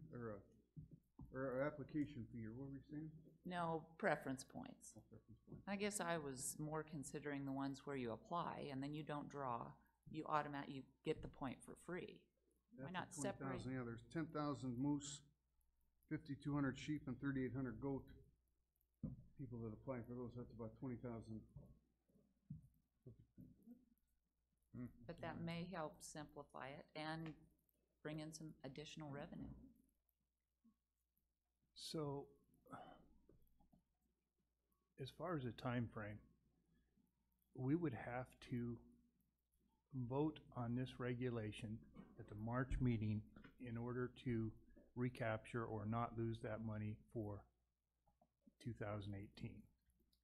President Culver, my recommendation would be that you would look at a regulation change in July or September, because you wouldn't want to implement any change until January of 2019. That's plenty of time to do this research, come back to the commission, and have other proposals. So, okay, so the department, what the commission would like for the department to do, and hold me to task on this, commissioners, what you would like the department to do is further research on this, work with those other states that have implemented a similar system, see what the pitfalls were, see what the increase in license sales were. Would you like them to also look at the possibility of including a cost for preference points for residents in this? Would you like that included in the mix We on might this? as well, if we're gonna go to the public, let's hear what they say. Yes. And what else? What else? Because we need to be specific in what we're asking the department to do. So two proposals. One, the Gene proposal, just take an application fee up front, and you pay for your license later. That's the proposal we heard today. The Doobie proposal, which is charge a credit card fee up front. There's the issue with regard to non-resident and residents' preference points. We could tie those together. We call that We the could Byrd have Amendment. Have information and a proposed regulation by July. We ought to be able to look at that, gauge the public sentiment, and maybe act on it in July or September for the 19 season. I agree. Does that work, Gene? I think that works. Gene, you good with that? Of course, you're good with that. No, it's doable. Okay. Okay. Thank you very much for your presentation today and the work you've put in on this issue, and thank you for everything, Gene. Thank you all. Thank you.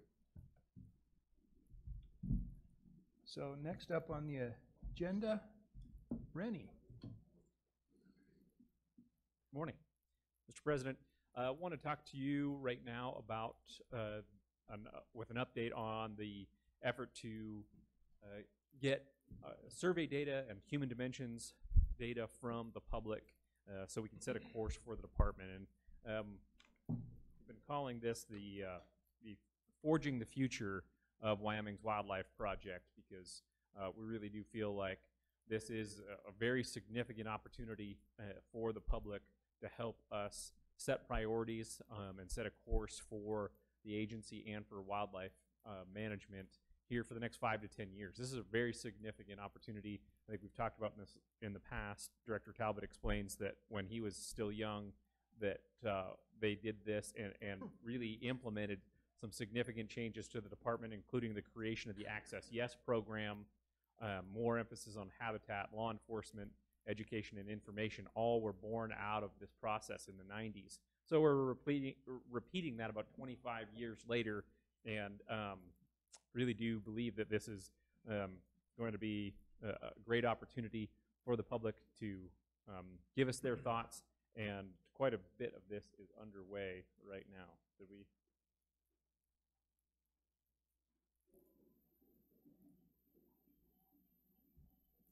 See if I can make this work. I'll make one more joke just while we wait. We had the local radio station playing over the broadcast on YouTube this morning. So for those folks who are concerned about the quality of our YouTube stream, it was a situation where we were picking up interference from a local radio station, and that made for some interesting conversations where you were talking over some hits from the 70s and 80s. All right. Now my PowerPoint's working. I'll stop doing stand-up comedy.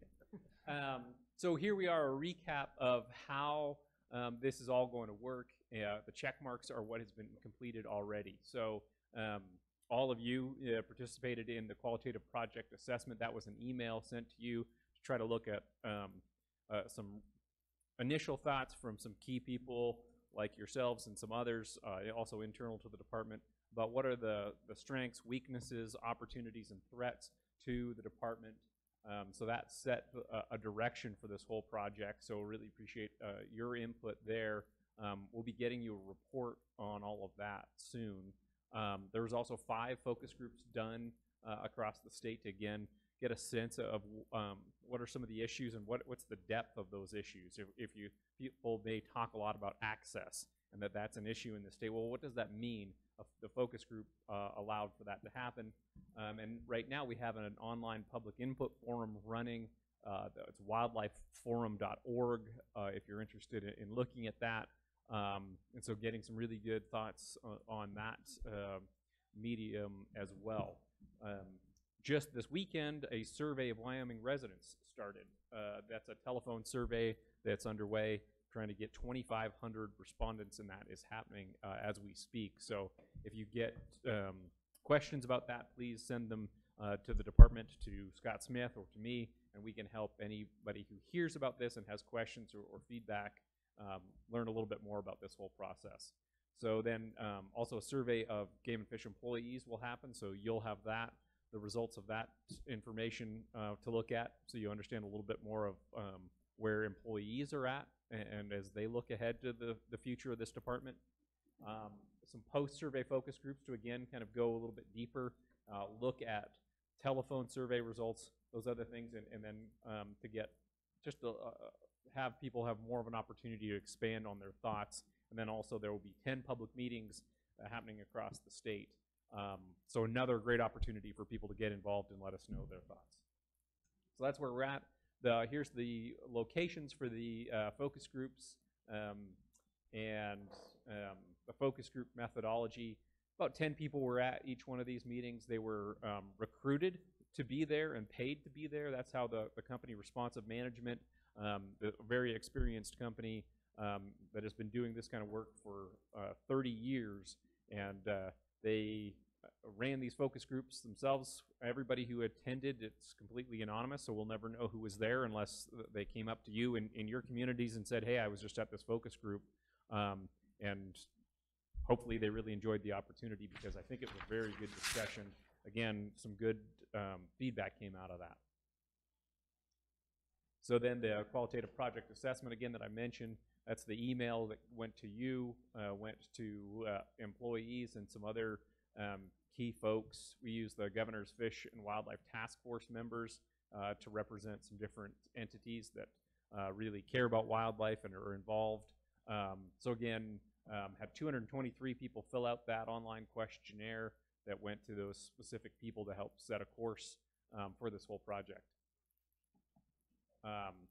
You may recall these questions as you went through them, but again, it's really just looking at the strengths, weaknesses, opportunities, and threats as we go forward. So what's coming down the pike on all of this? I guess the big thing for you all to know is this is the last time I will be here in front of you talking about this, that it's underway. Next time I'm here, I'm going to start giving you some reports on what we heard. So that March meeting in Cody, if the public wants to attend as well, but the big thing will be to start giving you some updates on what we heard in this process and start looking at results from the human dimensions research.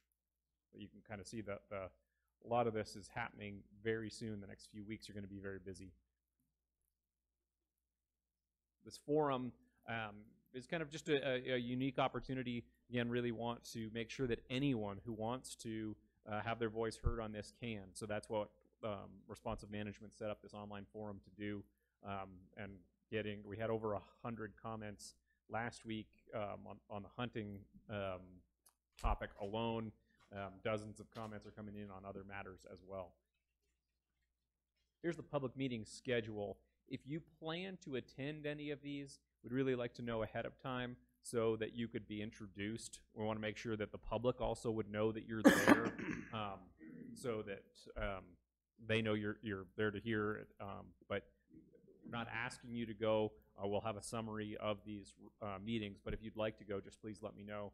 You've got a couple of them in your backyards, and really look forward to these opportunities.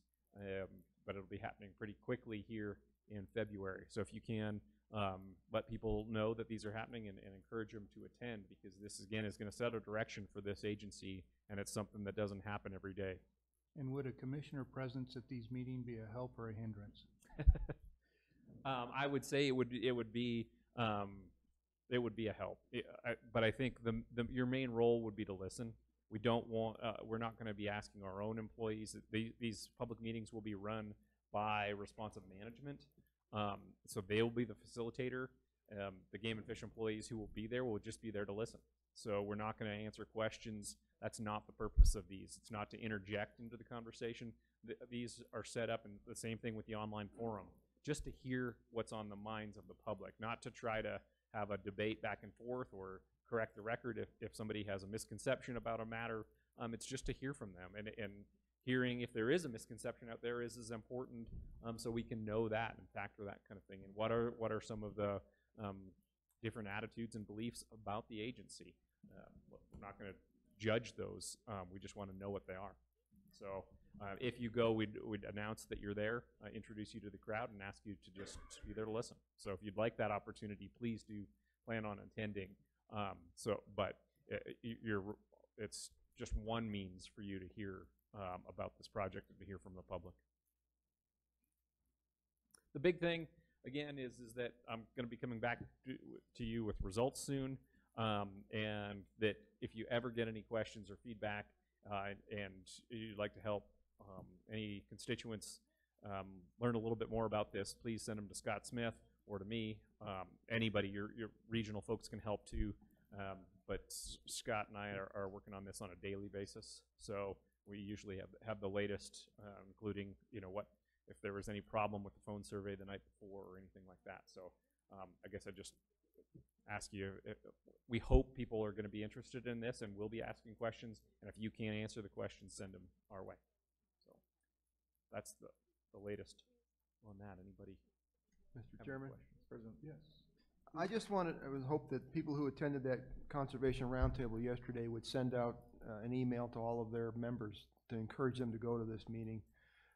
Annie has been to public meetings around the state for a while. I mean, there's usually a lot of echoes in the room because there's not many people there. And this is something we really need a lot of people there. And I know you're going to have it on Facebook. You're probably going to have it everywhere. But I think it's going to take more of a grassroots effort to these organizations to let their members know to attend these meetings and get hopefully get new blood at the meetings instead of the same people that sit in the back of the room. So it needs a lot of attendance. This will be done differently, Mr. President. We'll be having another facilitator there too. So, just another opportunity for people to be involved who do care about wildlife. So hopefully people will take advantage of it. And if they can't get to an in-person meeting, jump on the wildlifeforum.org and make comments there, and there'll be questions for the public to answer to some more specific questions. So. Mr. President? Yes, Mike. Rennie, I've been in some of the forums, and to me, it appears that there's quite a bit of activity. Has responsive management given you any indication where they think the program is so far? Is it meeting their expectations, below, above? Any idea? Mr. President?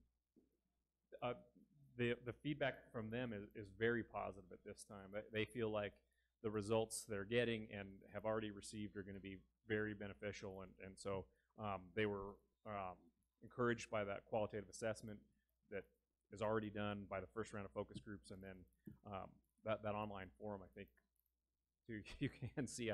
I don't know what it is today, but I bet we're probably already getting close to 150 in terms of comments on hunting alone. So yeah. Okay. It's great so far. Good. That's good to hear. Great. Thank you. Other questions for Rennie? Okay, Randy, you want to go ahead and move right into the volunteer projects? Absolutely. Mr. President, so this next presentation is an annual rite of passage, and that is for you to approve the volunteer projects for 2018. Need you to do that per state law, so just going to walk you through a little bit of the eligible projects that we have on tap for 2018. Sorry. So again, is the reason I'm here is because of the state law and commission policy. Hopefully also it's just a good opportunity, again, to remind you of some of the opportunities that we offer to people to get involved and to be a part of helping with wildlife. So in terms of one type of project, it's around hunter education, conservation education, quite a few different programs happening across the state. We had Becoming an Outdoor Woman again this year. That's a picture from there. So again, lots going on and some new stuff thanks to your investment back in education, information, and outreach. Also, we've got projects for fish, wildlife, habitat, population management.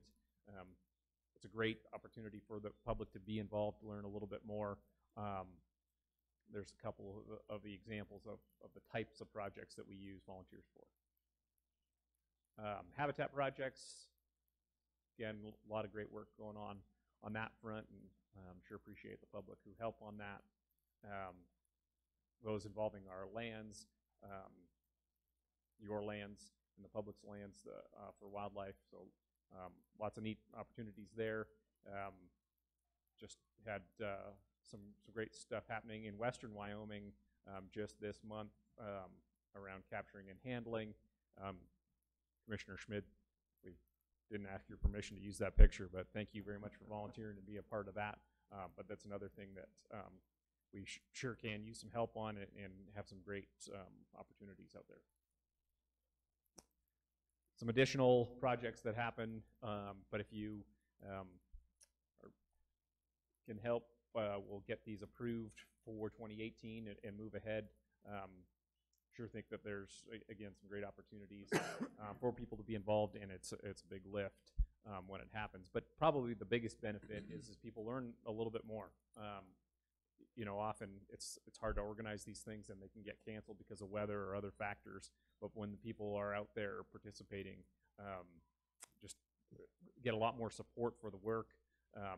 We've got a lot of groups here in this audience and back at home who help on these, and we sure appreciate that as well. So, Mr. President, the recommendation would be to approve those umbrella terms and those types of projects for your approved volunteer projects for 2018. I'm struck by the cumulative effect of that many hours volunteer service throughout the year. That's significant. You know, 600 hours per month in the dead of winter. That's pretty amazing. So, we will, any questions for Rennie? If not, we will need a motion to approve these volunteer projects for 2018. So moved. Second. Moved by Pete and Galen seconded. Any further discussion? Not all those in favor say aye. Aye. Opposed?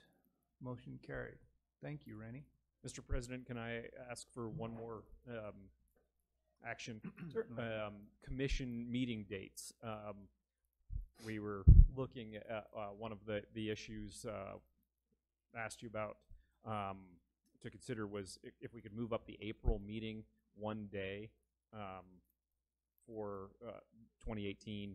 It helps because that is the meeting where you approve seasons. And so to get all that information out to the public, we could use one more day between your vote and May 1st when we try to have all that information available on our website, including our updated hunt planner. I don't know if you've been on there as you're looking at applying it in 2018, but we continue to try to improve that service to the public, but it takes a little extra work because of that. So if you'd be willing to move that commission meeting up one day. Could you give the days, could you, for the public, tell what days you're talking? 23, 24, is that right? That's, I believe that's right. You have that calendar in front of you, Sherry.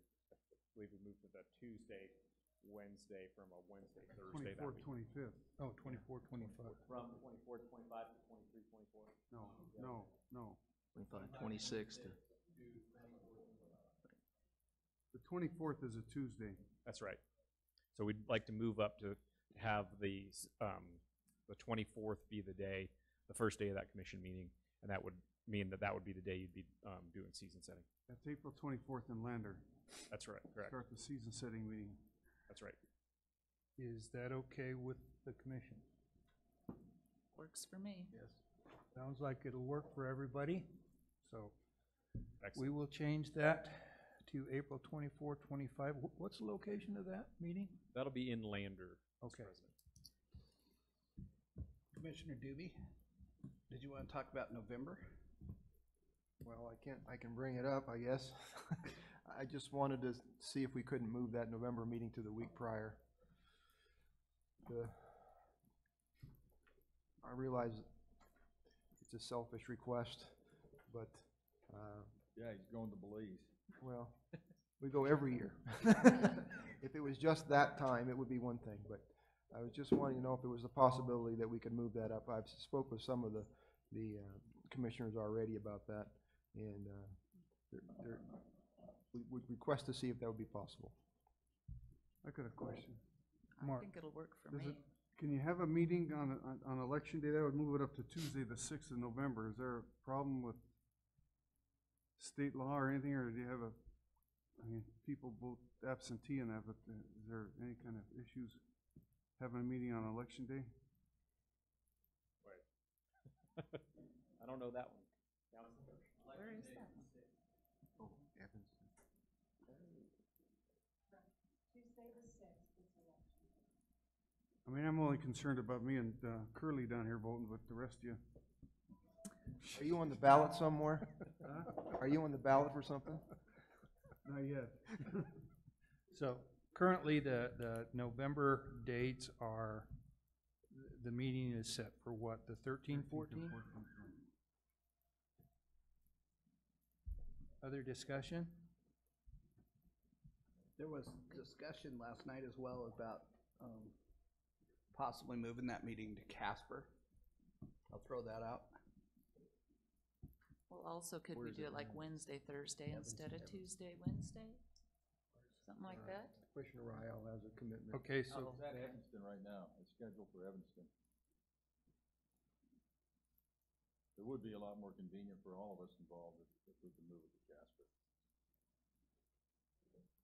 So the proposal is to go That as well.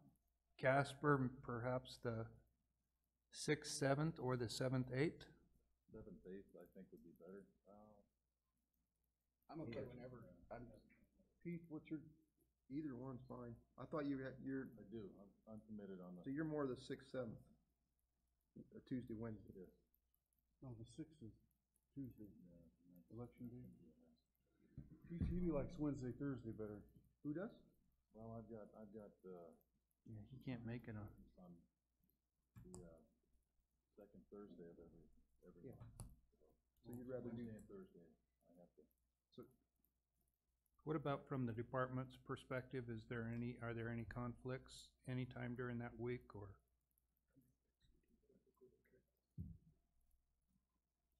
Okay, so does the commission want to make a decision, or do you want to discuss this further? Let's make a decision. Yeah. I would so move, we move the meeting to Casper on November, give me the dates, Mr. Chairman. Well, Wednesday, Thursday. Wednesday, Thursday, then we lose David. Do we? Yeah. I'm not gonna be able to make those dates, either dates, so, but I'm just one. well, Many. We're gonna lose We one can't vote commissioner outside. no matter what we do, aren't we? Monday, Tuesday. Mike, you're not gonna be able to make, can you make it the following week? But I've kind of scheduled around the dates that were set earlier already, so oh, well, there's no sense making, you're just swapping one person for I'm another. just one guy. Okay, because we're gonna lose a commissioner no matter what the dates, I would suggest we leave the dates as originally scheduled. But what about location? Do we wanna change the location of that meeting or go with the original location? I would hope we could change it to Casper. That works better for me. I like Evanston, but that's close to me, Oh, so. that's right. I forgot about that. But again, We talked about that last time. I have a daughter in Casper, so Casper would work. I would note that Commissioner Smith being a contrarian over here. I think Casper's a better idea too. So. Okay, I think we got a consensus then, Casper? Sure. Are we going to be able to get a facility in Casper, Sherry? Okay.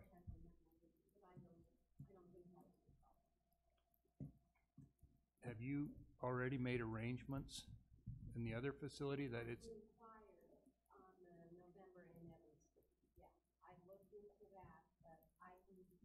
Well, we're not committed to anything yet. Okay. So we will go with the original dates and move it to Casper, I guess. Thank you, Mr. President. We'll get the And those website dates updated. are what again, the 13th and 14th, is that what? 14th, 15th. No idea, the 13th and 14th, wasn't it? 13th and 14th.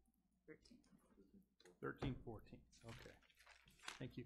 We're keeping the dates, but we're going to a different city. Yes. So with that, we are going to break for lunch. We're going to move the Allen's agenda item until after lunch. And we will, they have brought lunch in for the department and the commissioners next door. We will reconvene here at 1 o'clock. Thank you.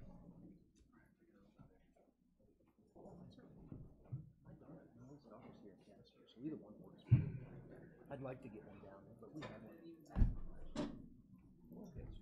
Okay. I'm good with that. Well, I just didn't want to cut everybody off. I always wanted to call someone a But, you know, contrarian.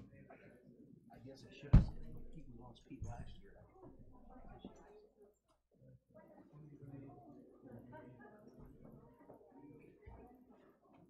Well, next year he should speak up and schedule it differently. Because he wouldn't believe all that. Yeah, but he wasn't in the meeting when we set those dates. Oh, was so he doesn't have to speak up. We just said, hey, tough luck, Pete. That's what you get for going to Belize. You get to miss a commission meeting. Is that a bad thing? I don't think it's going to change Pete's mind. Yeah. I think he's going to go to Belize.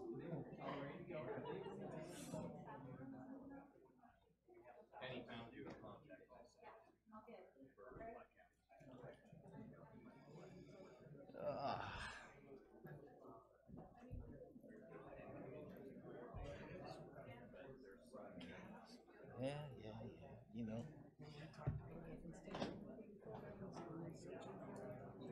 I thought it was a great idea. Terrible idea. Everybody needs a little driving lesson.